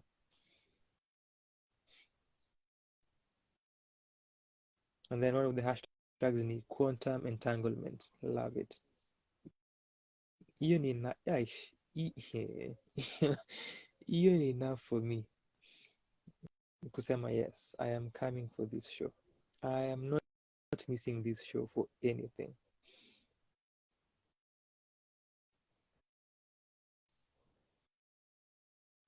Then Wanjiku alisema, I've been itching for a chance to be on stage in this way. It would mean so much to share this moment with all of you. What I love about this is a quote for the poster. So Wanjiku alikuwa na play Miriam Tande. What I love about Miriam is that she believes that everything is only truly meaningful when you understand that nothing fucking matters. When nothing matters. When nothing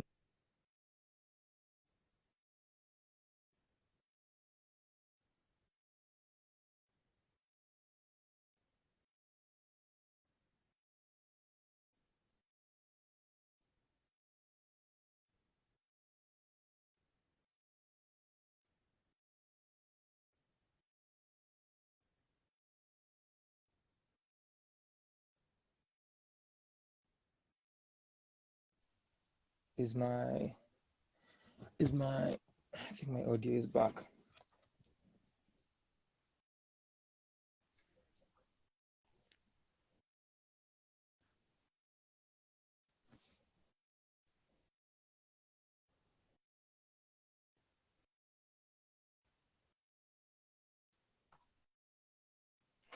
So music ya Nyokabi Kariuki similar to what Slim alifanya with sound design na acts wake. The moments that zilikuwa incorporated zilikuwa situations whereby the couple iko in this challenging, trying time, and the lights zimekuwa dimmer and duller and it's more serious, where the music was incorporated. So I was to mention this regarding lighting, ikija kwa Slim and also dancing. So something that I mentioned during performance ya Lexa's, si show yake ya 2021 but show yake ya last year and even akam, nilisema based on how the space iko designed, when you have moments that you're performing na umekaa chini and it's a flat space and audience yako imekaa mbele yako, wale wenye wako nyuma hawataona. So a similar thing ili happen with the performance. So when the dancers wako downstage,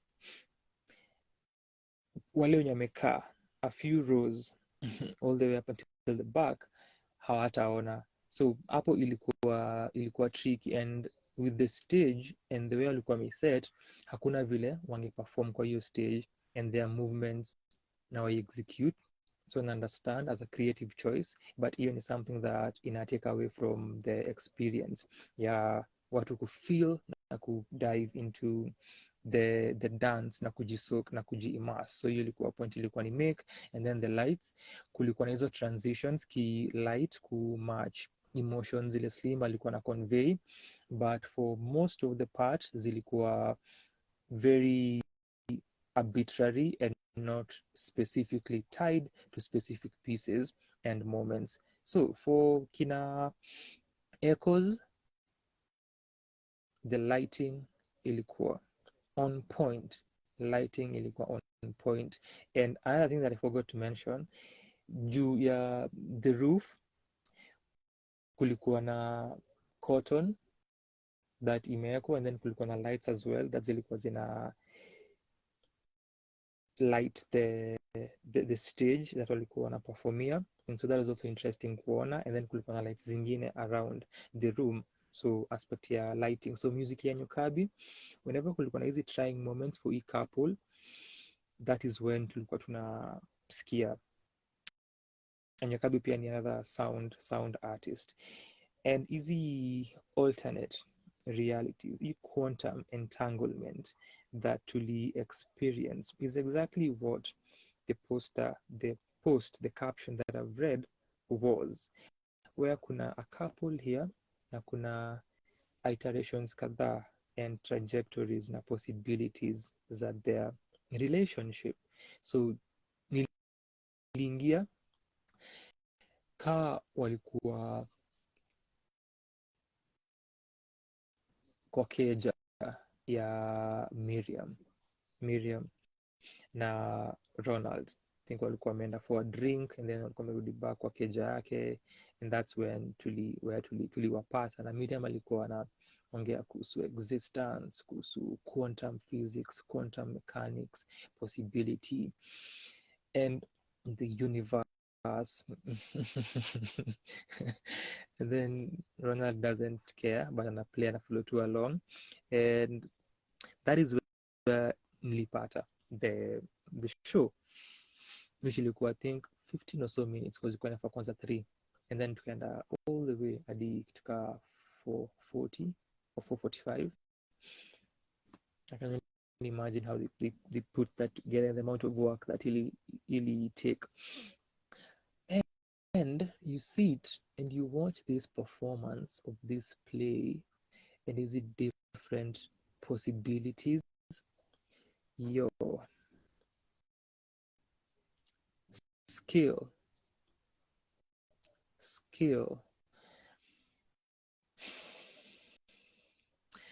Unakaa hapo unaniambia, yo,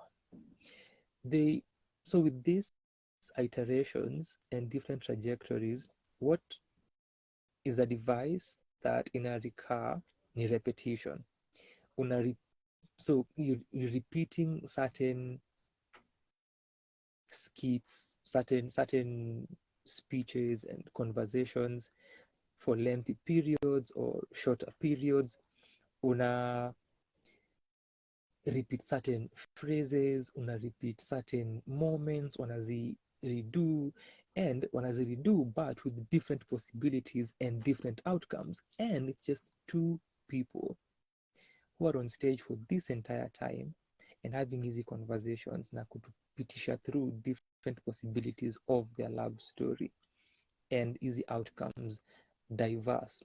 And once an outcome exists, obviously inamaanisha outcome ingine hai-exist. So wana to take through easy possibilities, fascinating, stimulating, very thrilling, very immersive an experience. And this is what happens for 1 hour plus, 1.5 hours, I think, that work on stage. It's a thing of beauty. Absolutely a thing of beauty. And nilijiambia, I am so glad I have watched this. Hizi moments za seriousness, moments za melancholy, moments za humor, lighter moments za how kudeal na possibility ya kifo, because Miriam anakuwa diagnosed na cancer, and even with that they take us through. So amepata diagnosis yake na biopsy, anafaa kuendea results. One moment ameendea results peke yake, anapeana the news, the reaction is different. Then anasema I went in another instance, ameendea results, and then after that alifanya something else that presents a different reaction, akiambia partner wake in another moment.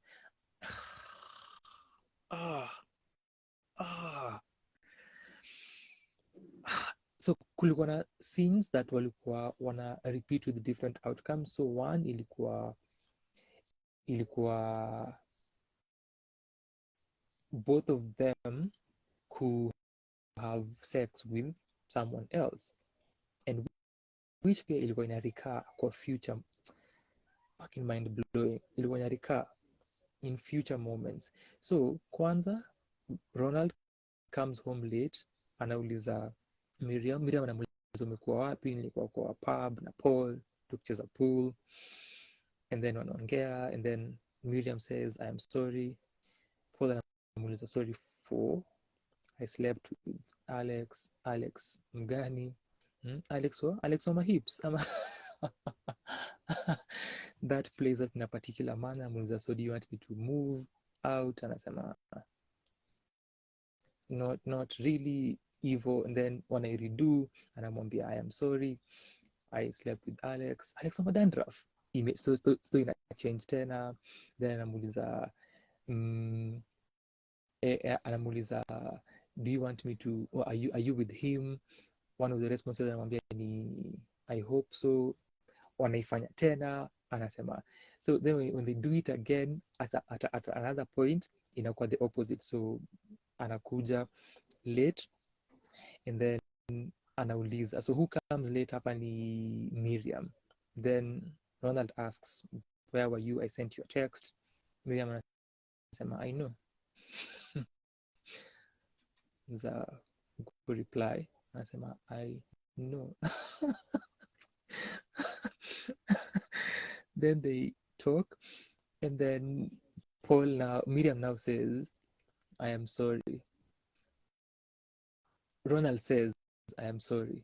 Miriam anamuuliza sorry for? Anasema I slept with Angie.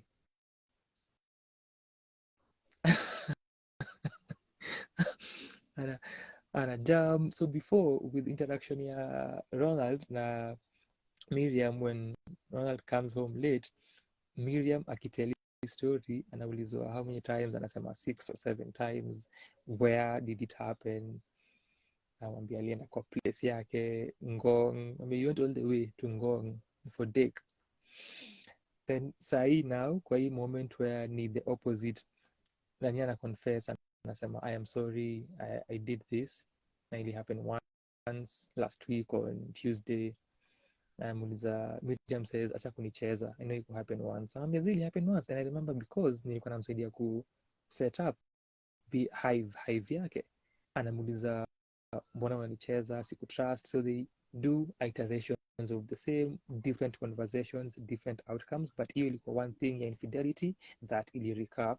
The other one was easy abstract and esoteric moments that were darker. The lights were darker, the moment was more trying, where Miriam would have this scarf that alikuwa nayo over kichwa chake. So what they were doing when they change, so they either go to these corners that wameform, and then they turn in a show hiyo turn na change, or then also nani akimove easy palettes across, akizieka differently, or akikaa place moja, they change the positioning.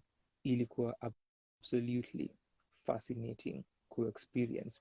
And then alikuwa na Ronald had a jacket, so alikuwa kuna mwanzo alikuwa naivaa, changing character, naitoa naibeba, also changing where they were, kama ni kwa nyumba walikuwa hii dance class walikuwa wana attend, wakipatana after years or after some time and then when wako kwa room again wamekaa, but sahii ni historia hii, diagnosis yake ni mgonjwa. So hizi zilikuwa initially esoteric na very abstract, haungeza kupiece together nini ilikuwa ina happen.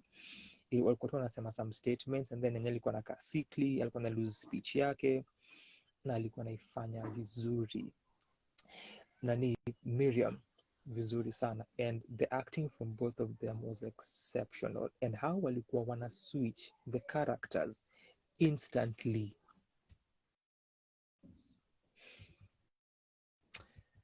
The best things I've ever watched. So hiyo ya yeye kuwa mgonjwa with different outcomes is something ingine that ilikuwa inarikaa up until mwisho. So ikianza walikuwa na present speech yake inapotea, I keep thinking about mom akidai hakuwa afraid. Ronald kuuliza do you want me to come na wewe? So ilikuwa na seem very esoteric, haikuwa clear kile walikuwa wanafanya haswa. Then baadaye nikaanza kupiece that possibly kuna a surgery, an operation that possibly anafaa kuwa undergo, na anamuuliza kama anataka amtake through a moment that ni trying kwake na health yake imekuwa ikimchallenge. And that as well, before nilikuwa nafikiria kuhusu euthanasia and whether ni an idea of mercy killing because uko na a sick one mwenye anapitia, and whether ye kuuliza do you want me to come with you ni kutaka amjoin katika hii safari. But baadaye nikafikiria kuhusu operation na a medical thing that anafaa kupitia, so inafaa kuwa chemo, so different outcomes of the same because ya kukuwa na cancer, na ilikuwa na affect speech yake. Aliitaja katika hizi moments za kupenya different outcomes za ye kushare results za biopsy na partner wake, and up until later when one of the outcomes ni yeye kudedi wakimaliza, then kulikuwa na another scene that ilikirikaa ni wakimit kwa a dance space, a dance room. After some time inasim nikaa ku surprise, oh you're here, sometime ni staki kuona kambali from me, which ina interlink na hizi moments wamekuwa have arguments wakikosana, so different outcomes. But in this dance class wali meet mara kadhaa hapo, so wana meet wanasema oh nikopa because sister yangu wana get married, wewe mimi pia for a wedding, so are you known someone else? Then the other one ni wanapatana hapo, and yeye pia ana get the Miriam pia ana get ako na someone else who's getting married in a moment. Kuna time mwenye alikuwa ana act anadanganya because of societal pressures, so over and over different outcomes. Hizo scenes walikuwa wanarudia, and after ikiisha, I have snippets I'll share baadaye. Ikiisha, when now one of the outcomes ni that amekuwa na cancer na anadai, and the very emotional moment Ronald anamchukua and anamweka on the floor and anamlalisha because now amepass and alikuwa na few years to live. One of the outcomes before that was that alimplead, alimwambia usiende abroad because she wanted to die abroad. After kurealize this is the outcome ako nayo, akamconvince that uko na few months to live and you will die of the disease, unaweza kaa na tumalize life yako ukiwa hapa and do not go abroad. And one of the outcomes after jaribu kumconvince, because alijaribu mara kadhaa with different outcomes, one of those alikubali, so that was an iteration. The other one was alidai eventually, and as alikuwa analalishwa chini and kuashiria hii death na hii moment ya transition also for the play, what happened ilikuwa nani pia alilai chini na yeye, and something that happened that I noted after amedai was taking the scarf. So the scarf ilikuwa kwa kichwa as we were telling this, as we were witnessing hii story ya ye kuidentify, kushare story ya biopsy and the results, na kutel partner wake lazima undergo chemo and undergo radiation kujaribu kusaidia the situation, ye kwenda kwa the website ya Hosi na kulearn more kuhusu the disease na kupewa results na doctor, na kwenda kwa website kucheck because alikuwa a scientist, kupata more information on the same. Once it got to this part, one of the iterations ilikuwa kutell hii proposal that alikuwa na share with this Ronald could read something kuhusu bees. So remember the hive that alisha kuset kwa the other reality for Angela, alikuwa msewa bees. So alikuwa na this speech, alikuwa ameandika kuhusu the bees kingdom and the types of bees and the colonies that they have, as alikuwa anaitumia akipropose to the partner. And kwa we learned more about this time walikuwa napatana kwa hii dance class, because we get to understand from them that Ohms are going to bees and manufacturing and creating honey, because Miriam wakipatana alikuwa anasema, oh, I bought your honey from Quickmart etc, and I told the cashier that I know the person who makes this honey. And then nani pia kusema, oh, I read your paper, ilikuwa about this and this, paper yake ya science. So later alikuwa na hii paper kuhusu the bee colony and what not, akisoma to the partner, na kwa one of those outcomes ilikuwa alikubali, alisema yes to the proposal. Kwa one of those outcomes, obviously kuna different of them, no just outcomes kadhaa. So ikiisha after anadai na cancer, as they are lying on the ground and all the lights zina dim and then zina disappear completely, and tunaacha nani on the floor, Ronald akilia kwa sababu amelose partner wake to this disease. Kile kilifanyika, I noted this, but sasa nilikuwa najaribu kufigure why is this happening. Nilikuwa na assume play inaisha, alitoa the ring kwa mkono ya Miriam, alitoa hiyo pete pia, alibaki na the scarf, akabaki chini. Miriam akainuka akaenda akakaa kwa kiti mali, but tukangoja and tukabaki in that moment na Ronald, and then lights zikarudi, ali take some time, akakuja tena, obviously character imebadilika, time ni different, and walikuwa on the floor. So nani alikuwa huko on the other end, Miriam stretching, doing some sort of yoga movements, and then nani pia ameingia anafanya movements zake hapo, and then as anainuka anaangalia, anaona ni Miriam on the other end, and then Miriam anacheki, oh, Ronald on the other end. So this is another iteration, another possibility, but sasa inatupeleka back to vile hii story ilianza. So wako kwa hii class hiyo pia wali repeat, how many times have you been here before? Hii ni mara yangu ya kwanza, for Miriam second time, and wanaulizana kama wanaweza enda for a drink, na hiyo pia ili happen kwa hii class moment that nimesema previously, but from Miriam kuuliza and then now Paul kuuliza, na wakasema yes, then they exited wakienda for a drink. As they play iliisha, but it took us back to vile ilianza and kuona what are the different possibilities of this story and how can it turn out. A1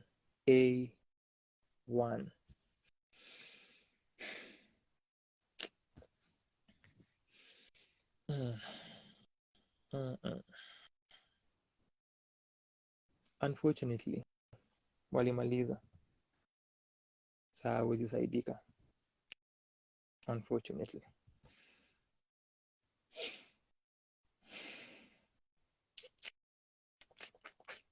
Echoes. shukran to Wambo, Kakusha na Sheri for being here. Ukisikia Martin Kigondo kwa mahali kwa poster for play, enda hiyo performance. Ukisikia Wanjiku Mwauganga ana perform mahali.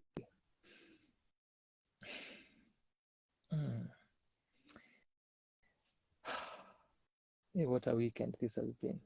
Exquisite performances. This is what I live for.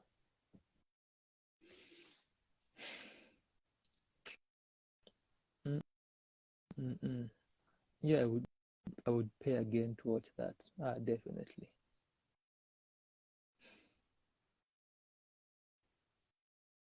Things you can only see for movies, for stage play. What an experience.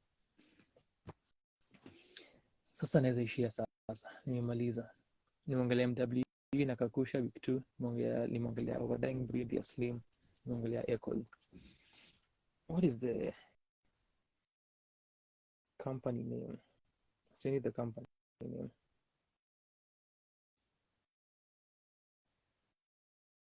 Ningewasomea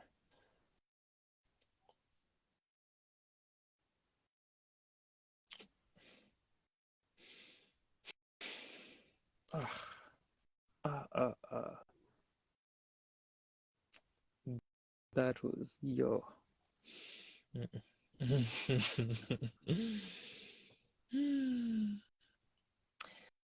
Niaje Graziella. The African. Hope you're well.